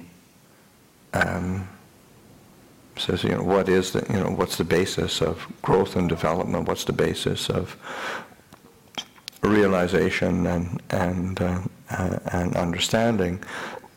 It's always referencing back to this path of practice, path of training, path of living, and there's a set of, I guess, 7 suttas that are they're all the same, but the Buddha is pointing to different qualities, and he said, "Bhikkhu," and it's a discourse to the monks, but bhikkhus, this is the forerunner and precursor of the rising of the sun, that is, the dawn. So too, bhikkhus, for a bhikkhu, this is the forerunner and precursor of the Noble Eightfold Path, that is, good friendship. And when he says bhikkhu, that applies to everybody. When a bhikkhu has a good friend, it is to be expected that he will develop and cultivate this Noble Eightfold Path. And how does a bhikkhu who has a good friend develop and cultivate the Noble Eightfold Path? Here, bhikkhus, a bhikkhu develops right view, which has as its final goal the removal of lust, the removal of hatred, the removal of delusion. And of course that goes the same for all the other factors of the path. Right view, right intention, right speech, right action, right livelihood, right effort, right mindfulness, right concentration. So that that focus of the path being the relinquishing of greed, hatred, and delusion. And then the series of suttas is exactly the same, but with different qualities or aspects of what is a forerunner and precursor of this Noble Eightfold Path. So the first one being good friendship, the second one being accomplishment in virtue, sila sampada. So it's not just, say, sila or virtue, but it's sampada. It means like balanced, complete, full, replete, because, say, virtue or precepts that are just the following of rules is not really complete. It means you keep rules well, but it doesn't mean it's complete. And so that there's, in terms of virtue, the Buddha always said that one, it's the basis of what allows one to be free from doubt and allow the mind to establish itself in concentration, in samadhi. So so sila sampada, the accomplishment in virtue. But then there's similarly, as these series of suttas, is also the next one. Third one is accomplishment in desire, which is interesting in that you think most people are sort of, well, the Buddha says desire is the cause of suffering, so I can't have any desires. But the word that is used, and it's a word for, the normal word for, say, with the context of desire being the cause of suffering, is tanha, and this word is chanda. So it means desire.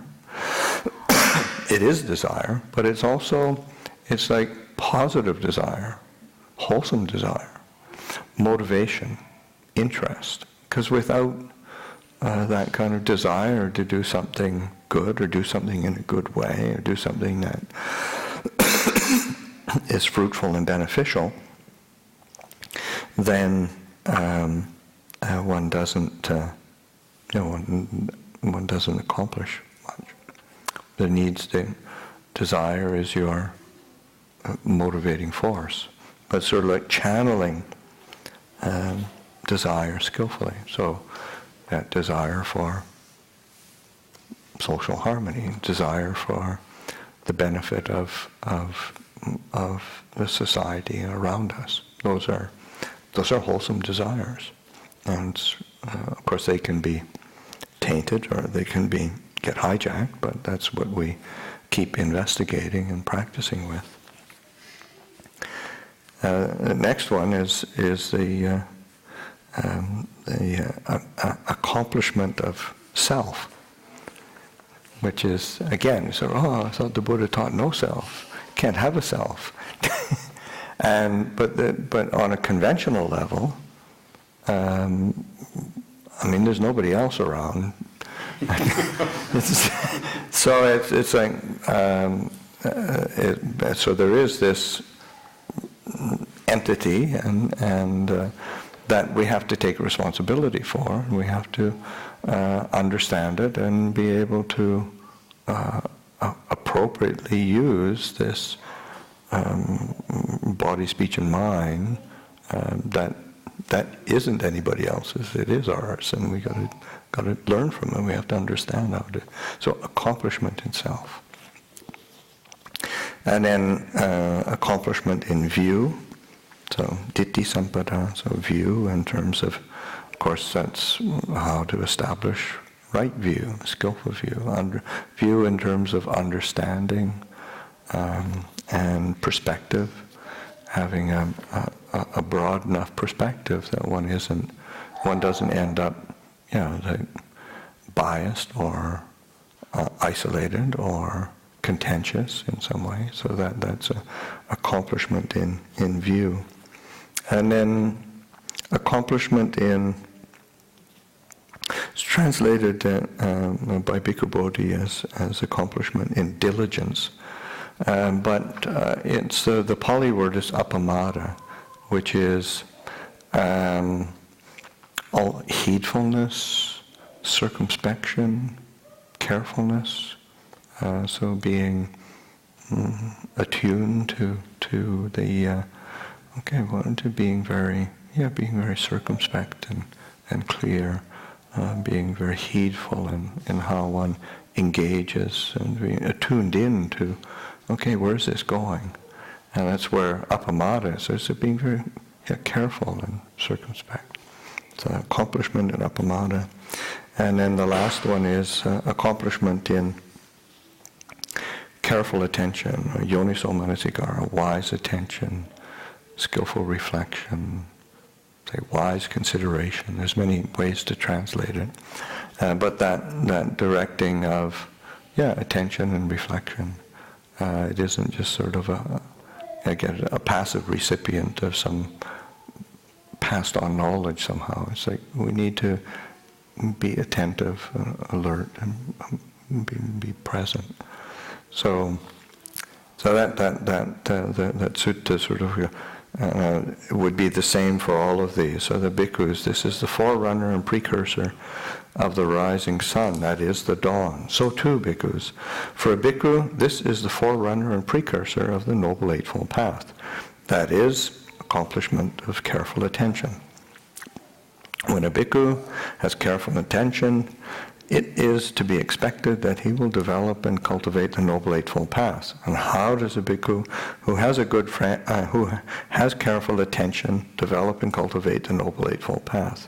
Here, bhikkhus, a bhikkhu develops right view, which has as its final goal the removal of lust, the removal of hatred, the removal of delusion, and the same for all the rest. I found that that's tools that we can be working on. Those are things that we can be paying attention to, and using these different aspects of what we can be cultivating and becoming accomplished in. That will both enhance our own well-being and understanding and commitment to the path, and our ability to respond skillfully to the world around us, and be able to kind of fit into the world and be a benefit to the world. Another aspect of, in terms of, what could we do? I think one of the things is in our cultivation and our development, I mentioned that before, this sense of the Buddha's teachings being rooted in non-contention, but also a sense of, saying, non-discrimination. That recognition that we are all,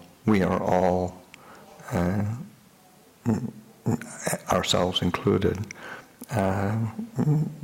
experiencing suffering, and to live in a way that is beneficial. And then as we do that, one of the things that we do on a regular basis, which is easily overlooked because, you do the chant and you do it over and over and you forget what it actually is. You can chant it, but I'm thinking of the chant of the dedication of merit, the sharing of blessings. And it's interesting to note that when you are sharing merit or dedicating the blessings of your practice, that it is non-contentious and non-discriminatory. I think with a few of the lines that really emphasize that. May those who are friendly, indifferent, or hostile, may all beings receive the blessings of my life. May they soon attain the threefold bliss and realize the deathless. So setting a wish for everybody, and that's whether they're friendly towards one, whether they couldn't care less, or whether they're hostile to you. That's sort of beside the point. What we want to be trying to do, establishing that heart of sharing and being empathetic and responding skillfully to the world around us.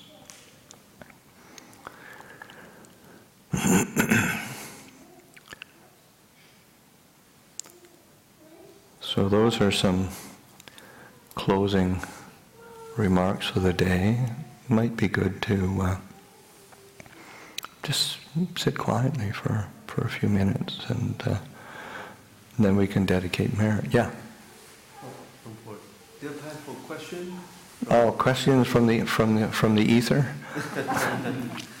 So this is a question from Kim Hoa from Las Vegas. Oh, okay. So her question is, let me just read it out for you. So she said, she is, although I do not get out often and interact with people, I don't exactly get involved into people's lives. I keep to myself. I spread the words of morality, ethics, cause and effects, the gist of my involvement with society. This is kind of, she's addressing the social suffering issue. And then she's asking, what should I be doing further? Well, maybe a lot of it is I think it's, again, it's helpful to have a human connection. That's where trying to cultivate good friendship, kalyanamitta, trying to find like-minded people, trying to be engaged in some kind of group practice in some way, which then starts to become difficult. So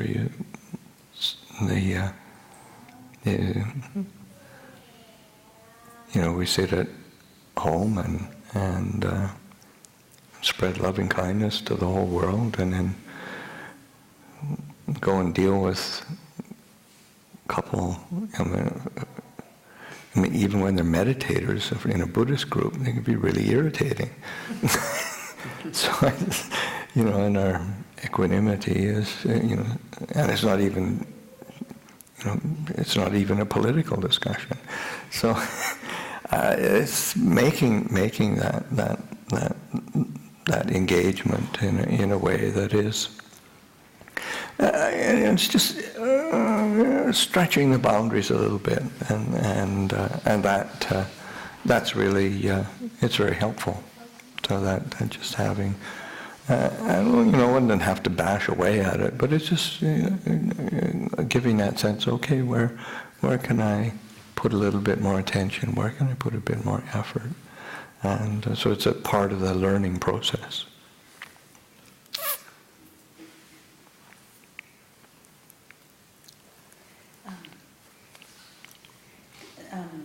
In one of the reflections that got sent online, there was something about Ajahn Chah during the time when refugees were coming over. Some of the monks were saying, we look at all the people helping them out, we should go out and help them. And Ajahn Chah, I can't remember exactly, but basically said, that you are helping by cultivating the practice within yourself. Can you speak to that? That's fine. Well, actually, that was actually me who asked him.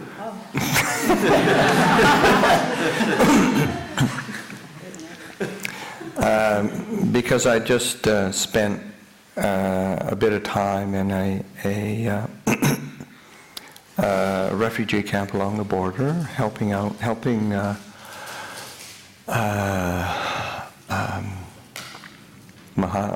Venerable Mahagosananda, and so that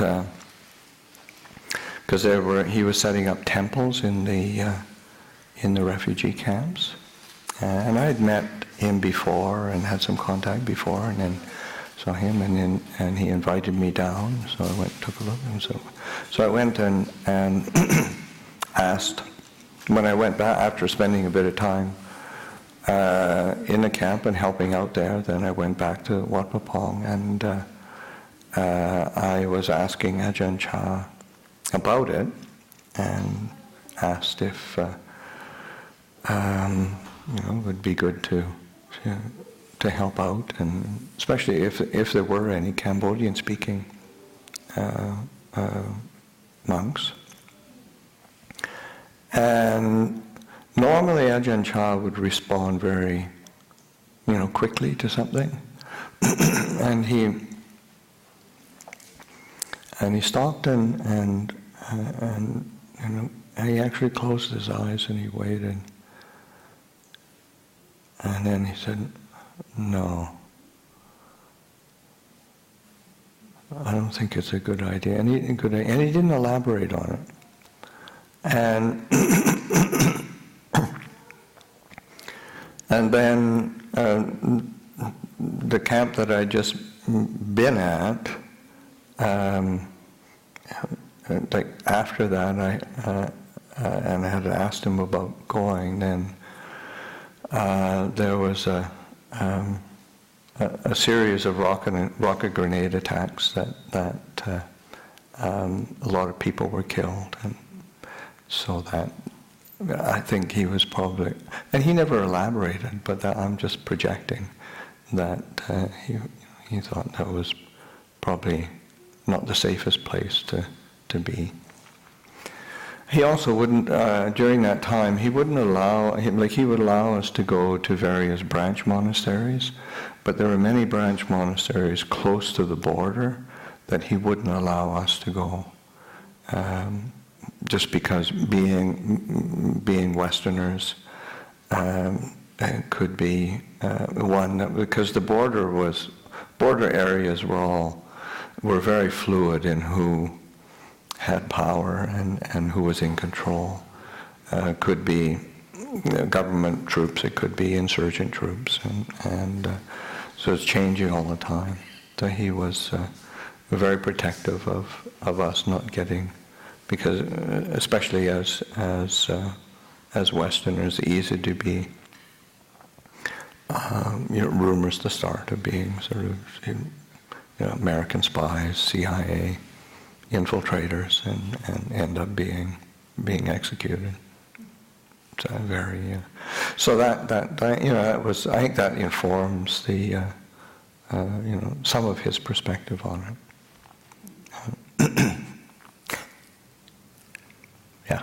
Oh, sorry, the person who asked a question heard your response and she asked another question.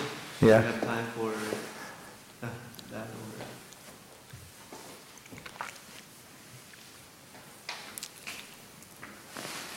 Okay, so the question is,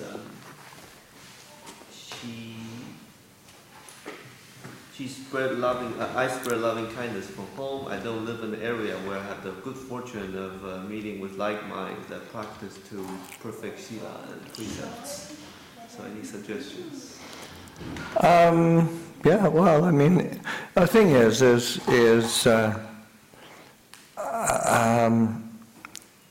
I mean, it doesn't matter where you go. There's got to be good people somewhere. I mean, it's just the reality of human beings. It depends where you are, but mostly, it's like when Ajahn Sumedho was asked by Ajahn Chah, "You think you'd ever go?" He was still a fairly young monk. "You think you'd ever go back to America and help set up a temple in America?" And Ajahn Sumedho, "No way, I couldn't go back to America." He was on and on about how awful it was, and you'd starve to death, and nobody look after you, and nobody be around. And Ajahn Chah's sort of response, he had this very concerned look on his face, and he said, "Do you mean to say there's no good people in America?"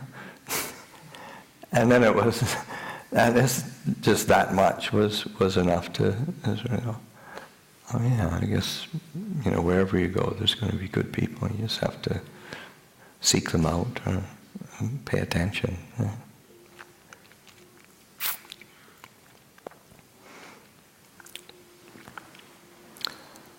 Okay, it is now 4:37.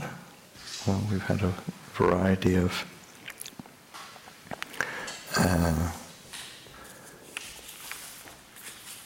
questions and talks and perspectives. I think it was a very fruitful day. And I just want to take just a minute to sit quietly, and then we'll do the chant on the sharing of blessings on page 33, I think it is. Most people will probably know it, but if you don't know it, there is chanting books. But anyway, just sit quietly for a very short period of time, and then we'll do a dedication.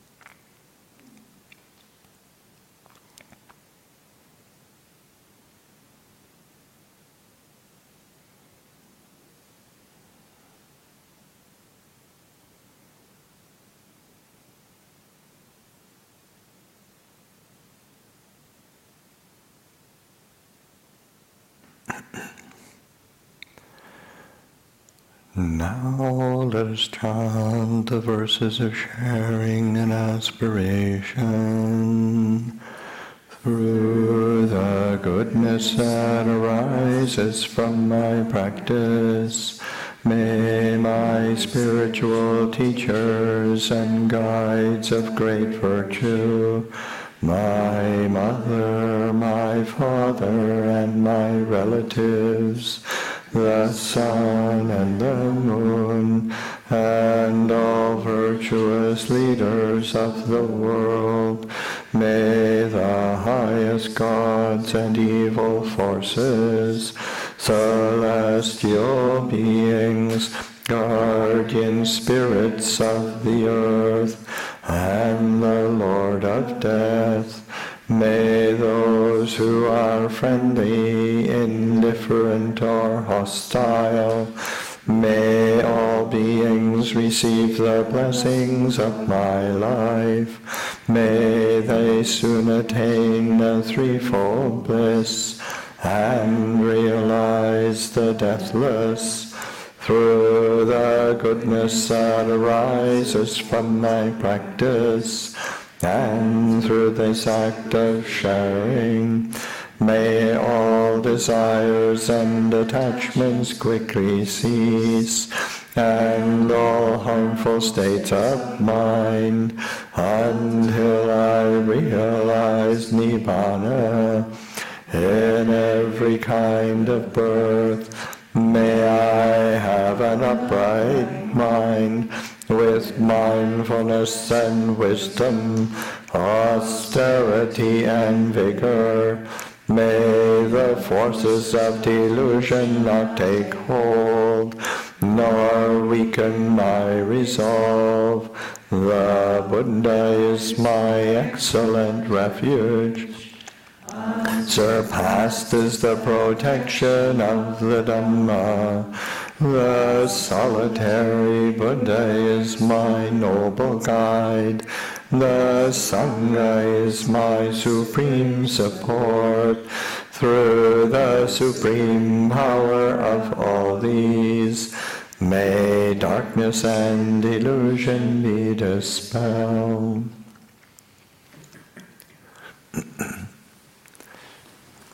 Okay. Go well, everybody.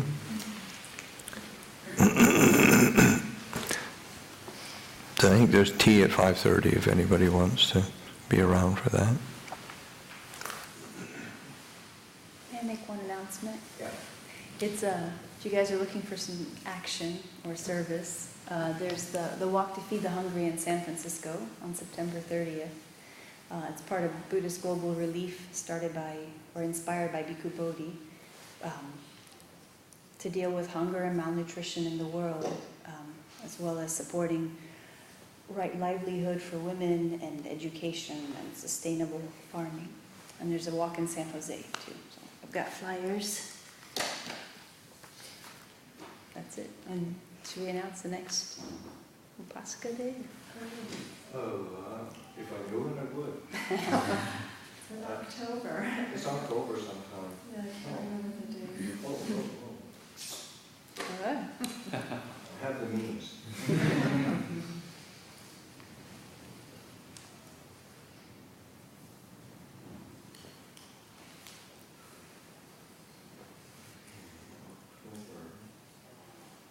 Oh, it's October 1st. And theme is, it's the overarching theme is meditation. And then the topic of the day, can we function without attachment? So, 4 kinds of cleaning. Meditate. Thank you. Thank you, Monica.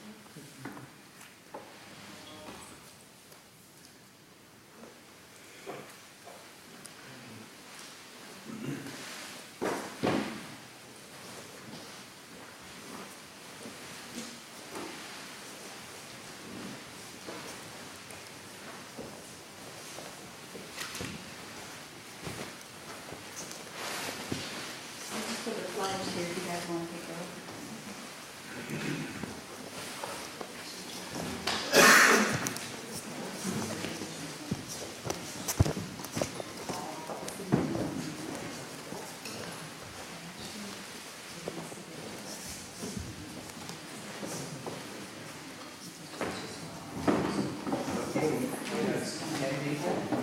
Yeah, and people never seen before.